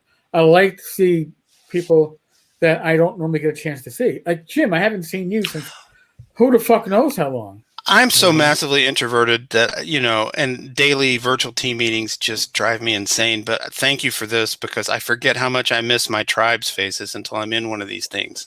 Like you just said, I haven't seen you in forever in person. Right. Since a year ago, 2 total cons ago. Yeah. Shit. But I am here to predict the future that's related to what you were just talking about, because the having a technology startup background, all this cool technology that's being invented and pioneered now for these virtual cons is not going to go away when the pandemic's over and we can all game in person again. Right. And it's like people, will it replace in-person cons? No, No. VCRs didn't replace movie cinemas. Everybody always thinks that what's going to happen is it'll be a hybrid model, because think it all the way through. Gary Con is it will make sense in some places and not others, but Gary Con is a perfect example of a con that its attendance is topped out for its venue, and its venue has to stay in Lake Geneva, Wisconsin. Yeah. So I can completely see Gary Con jumping on, okay, there's in-person Gary Con, and simultaneous to that, there's virtual Gary Con where you can be in England or Europe or Australia or Africa or wherever you want to be, and get a Gary Con experience. That's where this is going to end up, where there'll be like still virtual dealer rooms and the real dealer room. Sure. Right. That's my Nostradamus forecast. Even when we're talking with the powers that be behind TotalCon, even they were saying, like, in the future they could see, and they used Tim as an example. Tim's getting older. But what if Tim could appear on a big screen TV running the game with an interactive camera? So he's virtually appearing, but you have a telepresence setup would be awesome. So it might be something in the future. So a lot of this stuff, I really think for all the shit that COVID has caused in society, I think it's along with those things that COVID hasn't killed society, but it certainly forced it to evolve and change in different ways. Telecommuting, Rach has been. She pointed out to me. She goes, it's been exactly. I think it's been exactly a year since I started working from home and doing all her social work by phone or by iPad or whatever. And so, I mean, it's just, even when the world reopens, a lot of companies are going to say, hey, we might do a hybrid. Maybe we'll bring everybody back to the office. Maybe some of our clients prefer to do stuff from home and not have to travel miles to get to their session when they can do it from home. It's just game conventions too. There's people that are going to want that experience that can't travel for one reason or the other. I mean, Eric and I have talked about this a lot. I'm one of those people that I don't really care about gaming unless it's in person. Well, I don't really care about conventions unless they're in person. I'm not an online convention guy. I don't I mean, I don't think there's anything wrong with those people, and it's great they're able to do that. I think some people have had a great year because they've been able to be in so many conventions last year they would never been able to do. I'm just not one of those guys because I'm like Eric. Right. I enjoy the talking, the getting together afterwards to go get something to eat. The like you said, Jim, hanging around the smoking area and chilling with people. I love that. I love walking the dealer room, checking all the stuff out, and that's so many things that aren't necessarily game related. Now, if you just like to play games, yeah, online's great. I mean, you've had a convention almost every year. Like everything, it'll vary by the individual's inclination. Mm-hmm. I'm still going to in-person cons. I can't wait. I think Autumn Revel or Gamehole Con is probably the first viable target. And can you imagine the bust out excitement those cons are going to be? Alex is pretty excited. Alex announced that they're thinking about Gamehole, or that they're pretty seriously considering at this point because it's October. It's looking good. We're doing North Texas. For those that don't know, we're doing North Texas definitely in June. We're pretty optimistic. Every day we get more people signed up that have had their second shot, and so without even really asking people to say, look, it's great if you really need to be vaccinated to come.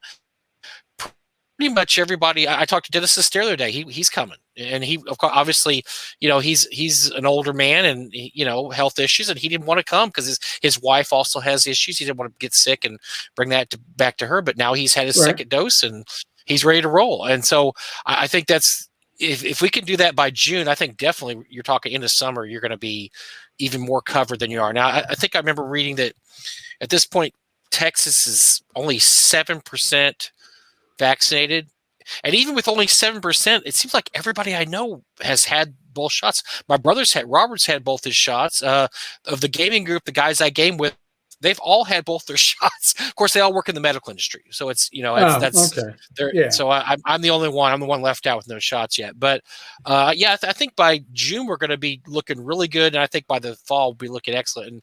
And I was telling Eric, I've done a lot of reading on the vaccine because I'm a diabetic. I have issues. I just like to know these things. I want to be safe, and the vaccine is it's even better than their wildest dreams. And so they are very optimistic that you're going to be 95% protected. Now, what I think is interesting is, and somebody asked this on the thread that Alex Kamer had earlier, are you going to make people show their, I guess, vaccination papers before they come in? And he told whoever asked, we're talking about that. We're not sure yet. That's going to be an interesting dilemma for some people to.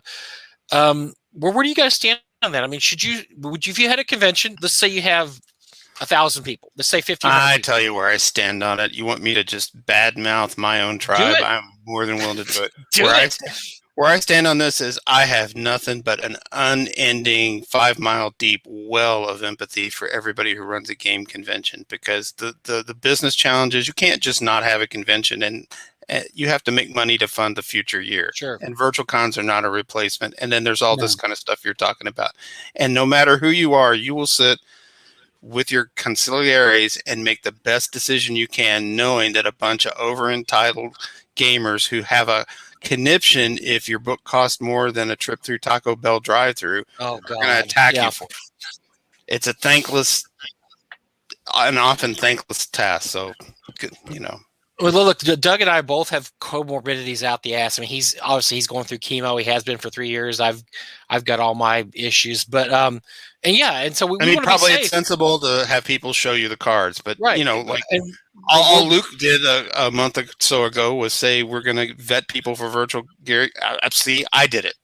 The social media people got me. You said the vet word. Oh my God! I cannot apologize enough. All he said is we're just going to make sure everybody that comes into Discord is who they say they are, because we had to kick somebody out, and it started a whole ordeal that was just needless and pointless. And it's just so easy to sit in the trenches and backseat quarterback people who run game conventions. Yeah, I was on the team at GaryCon for years. Yeah, you want to have all the fun. You want to have all the fun, but you don't want all the any of the responsibility. So, I know exactly what you're telling. I mean, Doug and I have had to talk about this too, because we're 99% sure we're going to. Doug and I will have both our shots by then. I mean, we're in the 1B group, which is way up top to getting the shot. But that doesn't mean that everybody's going to come to our con will probably be vaccinated by then. So we're going to have to sit there and think, do we allow people without vaccinations to come to the con? Because the people we're talking to now are all saying, hey, yeah, man, I've had my second shot. I'm on my way. I'm going to be coming there. That's not going to be everybody, because by June, you can't expect everybody to be vaccinated, especially if you're a healthy, let's say you're a healthy 25-year-old, you're probably not on the list. You're not 1A or 1B. You're down. Or you've got kids who are at the bottom of the list. There you go. Yeah. So but here now, David is saying, and I did see this briefly when I wasn't really paying attention to the news, but the Biden administration is saying that will have enough vaccines to have all adults vaccinated by. I actually heard before the summer. So David's saying May. I was assuming that meant by the end of June. All due respect to Biden and the administration, I don't see how it's going to happen. They just they can have all the vaccines, but they've got to get the shots in people, and there's just not enough health workers and not enough time in the day to go around. They have so. In Texas, we have a racetrack. My county in Ohio has inoculated 25,000 people so far. There are many more than 25,000 people living in my county. We have a racetrack. I mean, professional racetrack in Denton County. They have made this so easy to do that you don't have to get out of your car. They have all these rows there. You go through the racetrack, car by car. They give you the shot in your arm. You have to wait 15 minutes and you're allowed to drive off. It takes 25 minutes. I mean, it's so efficient, you wouldn't believe it. Even with that level of efficiency, they're saying that they're only going to have maybe 10% of the county done by the end of the month. I mean, it's the most efficient thing you could ever imagine. Just rows and rows of cars, not even get out of your car, just sticking you there. It's still going to take that much. So like I said, please do me a favor. When you do finally get your vaccination, be sure and get on Facebook and whine about how much it hurts, exactly like every other flu shot you ever got in your life. I need to know that. How much I'm going to be knocked on my ass off. My mom had her second. This is important to my daily mental health. I need to hear all about it. My mom's 78. She had her second shot. It didn't do anything. So I don't know. Every person's different, I mean, who knows? But yeah, so yeah, it's a question to be asked. And I just don't think every adult's, I don't see any path for millions of adults to be vaccinated by May. But I think most of the people in our demographic, that's a good possibility. Yeah. I mean, most of the demographic, we're talking, 50 or older, probably comorbidities, aka your average gamer is going to probably be vaccinated. So, that's a tough one. And like I said, Doug and I have struggled with it because we're like, we don't like last year we decided to have the con. We looked at all the pros and cons and we told people to stay at home. We said, look, we're going to have a game day. We recommend you don't come from out of town. We recommend if you're older, we told all our special guests don't come. And we had maybe, 80 people there, but because so few people came, we were able to social distance like you wouldn't believe. Because imagine a whole hotel with 80 people, not even all at the same time. So right. We were able to. Can I make a suggestion? When this is all over, can you still have a social distancing policy, especially on Saturday and Sunday? Well, this is when people start to stink. Yeah, Eric and I talk about this a lot about how this is going to change the whole. Just how we look at conventions, and we've talked a lot about when is GenCon going to get back to being GenCon? Are they ever going to be able to have 65,000 people again? Because I don't see the Comic-Con just canceled, and big surprise, but yeah. Well, Comic-Con is they're over 100,000 people though, and I'll tell you one other thing, Jim, is Comic-Con. Well, they're like 300,000, but that's still GenCon was up around 70, 75. That's too many people. I don't think GenCon. See, GenCon is going to have to figure out a way to make it work, but not with 70,000 people. Because there's just people that just aren't going to show up for big, giant gangbang conventions anymore. They're just not. They're just going to say, "Look, DragonCon looks great, but you know what? I'm 60 years old. There's 1 billion people there. I don't want to go anymore." And I think you're going to see that with GenCon also. People are just going to say, "I just don't want the mess." And like you were talking about earlier, Jim, with GaryCon, we talk about this a lot. We went to the last GaryCon in 2019, and it was uncomfortably crowded. I mean, it was jam packed. And I know Luke has committed to having less people in the future. And so, I mean, but I don't want to speak for Luke, but I think the plan is just the release valve of autumn and spring revels. Like Oh, Autumn Rebel interesting. this year, Okay, you yeah. can attend in person, and it will be like a Gary Con used to be 8 years ago. It's going to be a few hundred people, and you and Jim Scatch can go, yeah, this is how it used to be. But you know, so Gary Con. I mean, you know, I don't think right now I would feel safe about going to Gary Con if we were going to have 3,000 people crammed into like Geneva. No, I wouldn't at all. Now, 2 years from now, 2,000 people. Yeah, I mean, I might be. I could think about that. Everybody's been Right. has had their vaccine. Sure, let's give it a shot. But I don't. Is it just because we're old or age? I don't want to be crammed in like sardines anymore. I just don't want to do those kind of conventions. I mean, there's two things here, and one of them is, okay, you and me, we're the same age, so there's our personal concerns. But the thing I try and remind myself constantly is it's not all about me. Yeah. There's it's like the Grand Canyon walls. There's a whole new layers of strata, new generations coming in. That's what I think about every time somebody gets on their high horse about, how much focus at Gary Con is on Adventures League and Pathfinder Society. It's their game now. Let them have their fun. Yeah. It doesn't affect me. I'm still in the corner in my room running what I want to run. Well, I mean, 1982, I was in a mosh pit at a Clash concert in Dallas, and would I do that now?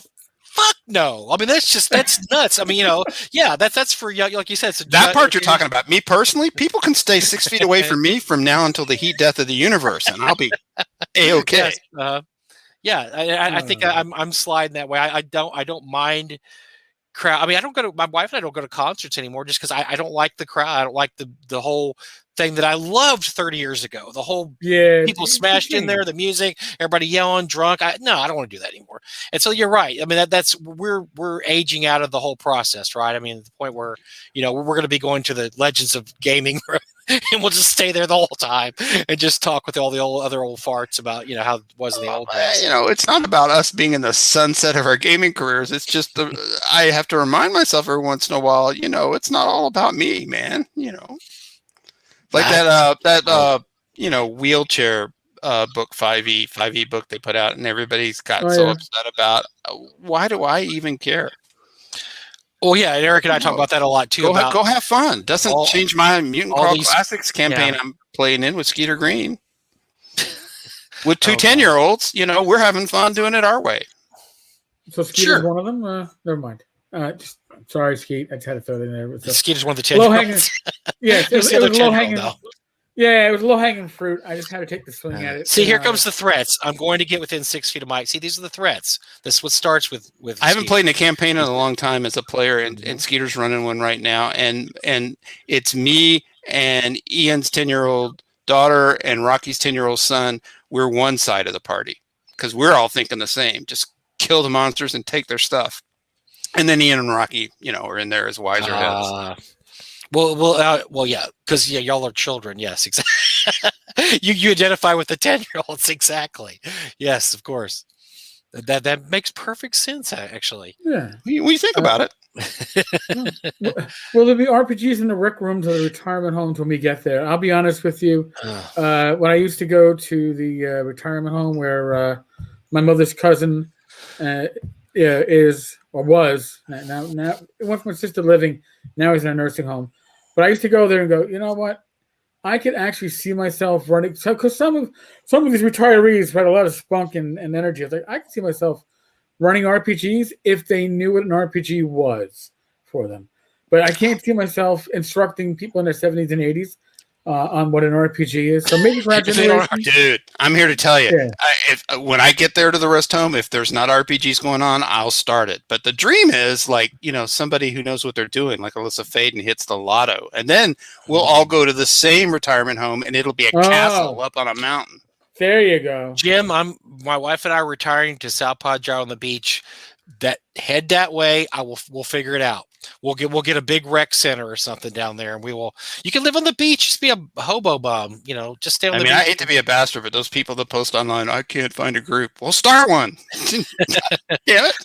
Well, get online now. This is your call to adventure too, That's the great part about online, though. You can find a game any day, any night nowadays. I mean, it's not like it used to be where you had to wait for 5 Yahoos to all have the same night off from McDonald's and working at the plant shed. Now you just all go, hey, what time can everybody get online? Boom, you're online. There's a game. So that is one great thing that online gaming has brought us. And then you got one guy from Michigan, one guy from Ohio, the other guys from Australia. I mean, yeah, it's perfect. I mean, online gaming. You and I are the same age, and Bill Webb's about 10 years younger than us. But imagine us all in the same rest home. Will gaming with Bill at age 70 really be that different than now? I mean, he'll still be in like boxers and a robe. He might not be walking Crocs on. As long as he has the boxers, I'll be happy. I mean, he has to have the boxers on. Yes, the difference will be the rest of us will be in boxers and robes. It won't just be Bill. There'll be the rest of us. I'll be in a Speedo and whatever. No. We've already seen your brother in a Speedo. We don't need to see you. Come on, man. That literally gave me the shivers.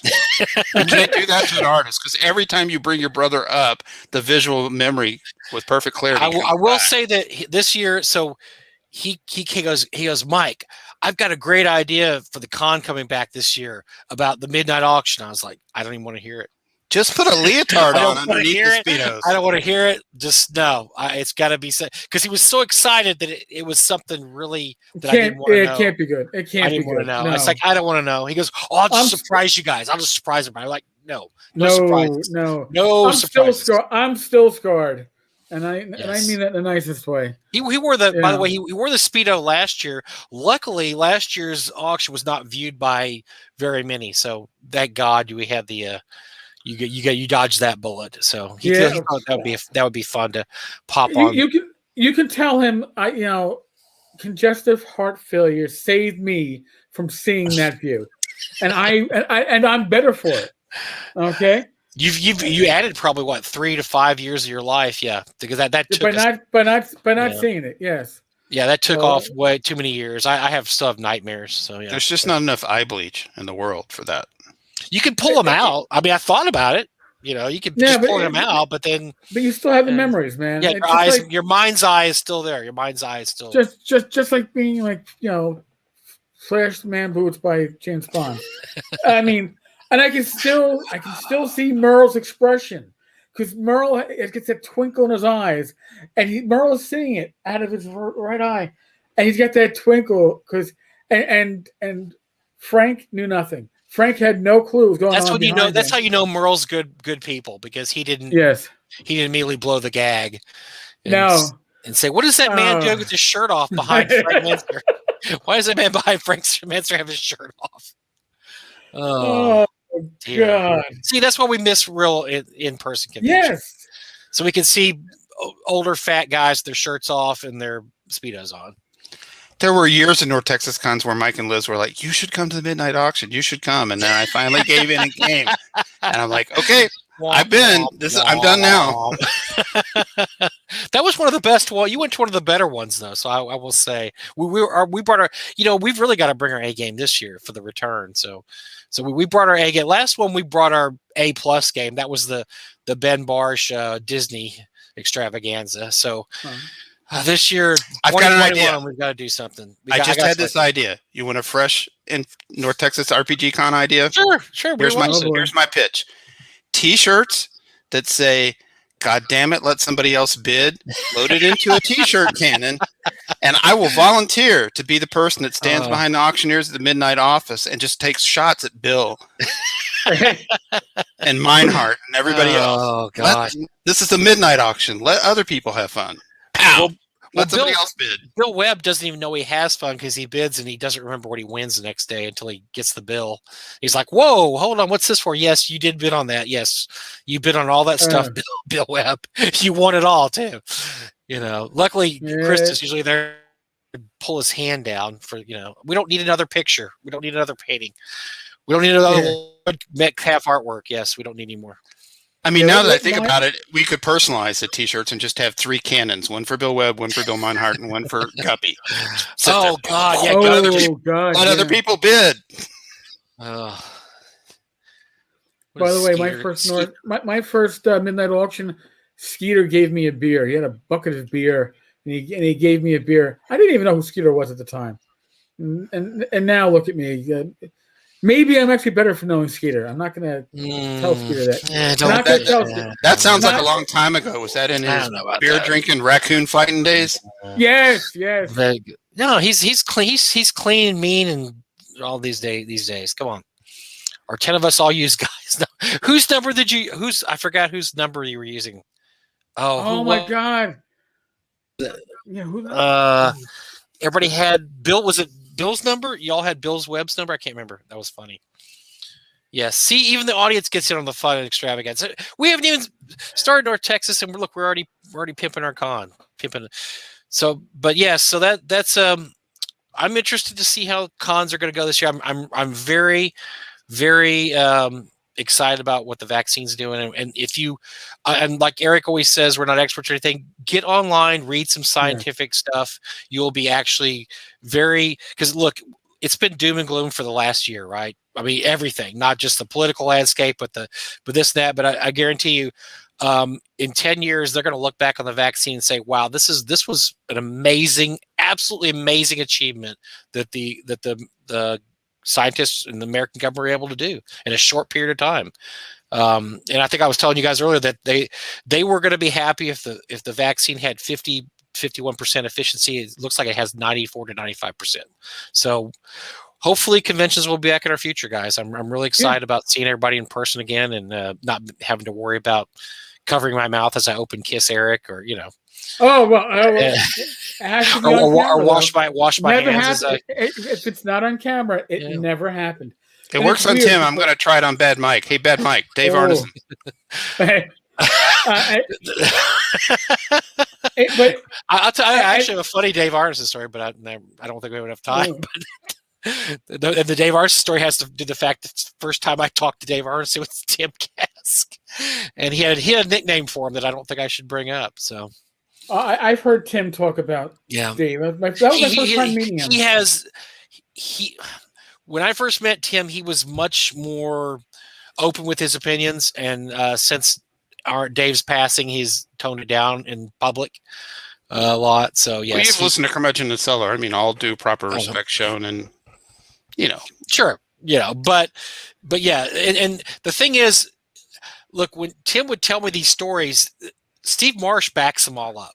So, and Steve Marsh is absolutely the nicest, most honest guy in gaming. He is. There is. I mean, anybody that attacks Steve Marsh has to go through me first. The man cannot tell a lie, and he knew everybody, and he's just the absolute biggest sweetheart ever. And everything Tim said about Dave, Steve Marsh backed up. So that tells me that there's reasons behind that. So without getting into details. Hey, it worked. Look at that. We got off vaccinations. There we go. Yeah, look. Well, sure did. Yep. Well, we always like Mike said. I always close this stuff out. And since we're at the 2-hour mark, we probably should close this out. But nobody is a medical professional. Use your common sense. All right, that's all any of us are going to ask you to do. You wouldn't. After you throw that fireball into that 10x10 room and the blowback kills half your party, I would never have thrown a fireball in a 10x10 room. I would never turn on the gas my friend Muggsy was in the oven. Well, you might, Travis, you might. But listen, use your common sense. If you claim you have it in game, use it in real life. It's a skill many of us neglect, and you have it. It's on your character sheet. Use it. Be safe, be well. God bless. Roll those dice. Thank you to Jim for joining us. Thanks for having me. Yes. Great fun, as always. For entirely selfish reasons. It was just good to catch up with you two. I definitely. I really want to, When's your Kickstarter? I want to hug my Jim. Next Tuesday? Tuesday, March 9th at 9 a.m. Eastern Standard Time. Very cool. Well, I'll be back in this one finally. Actually, Jim, here, I'll make a public announcement. Fucking ping me next Tuesday so I don't forget to back it. But I want to highlight it too. All right?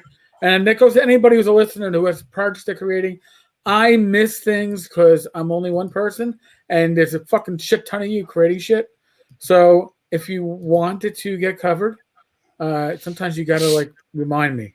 It's not being pushy. It's not taking advantage of me. It's if Tenkar doesn't know, then he fucking doesn't know. So let me sure I know. Because then if I forget, then at least it's on me. It's not on you. All right, folks. On that note, mañana. Laters. Later, everyone.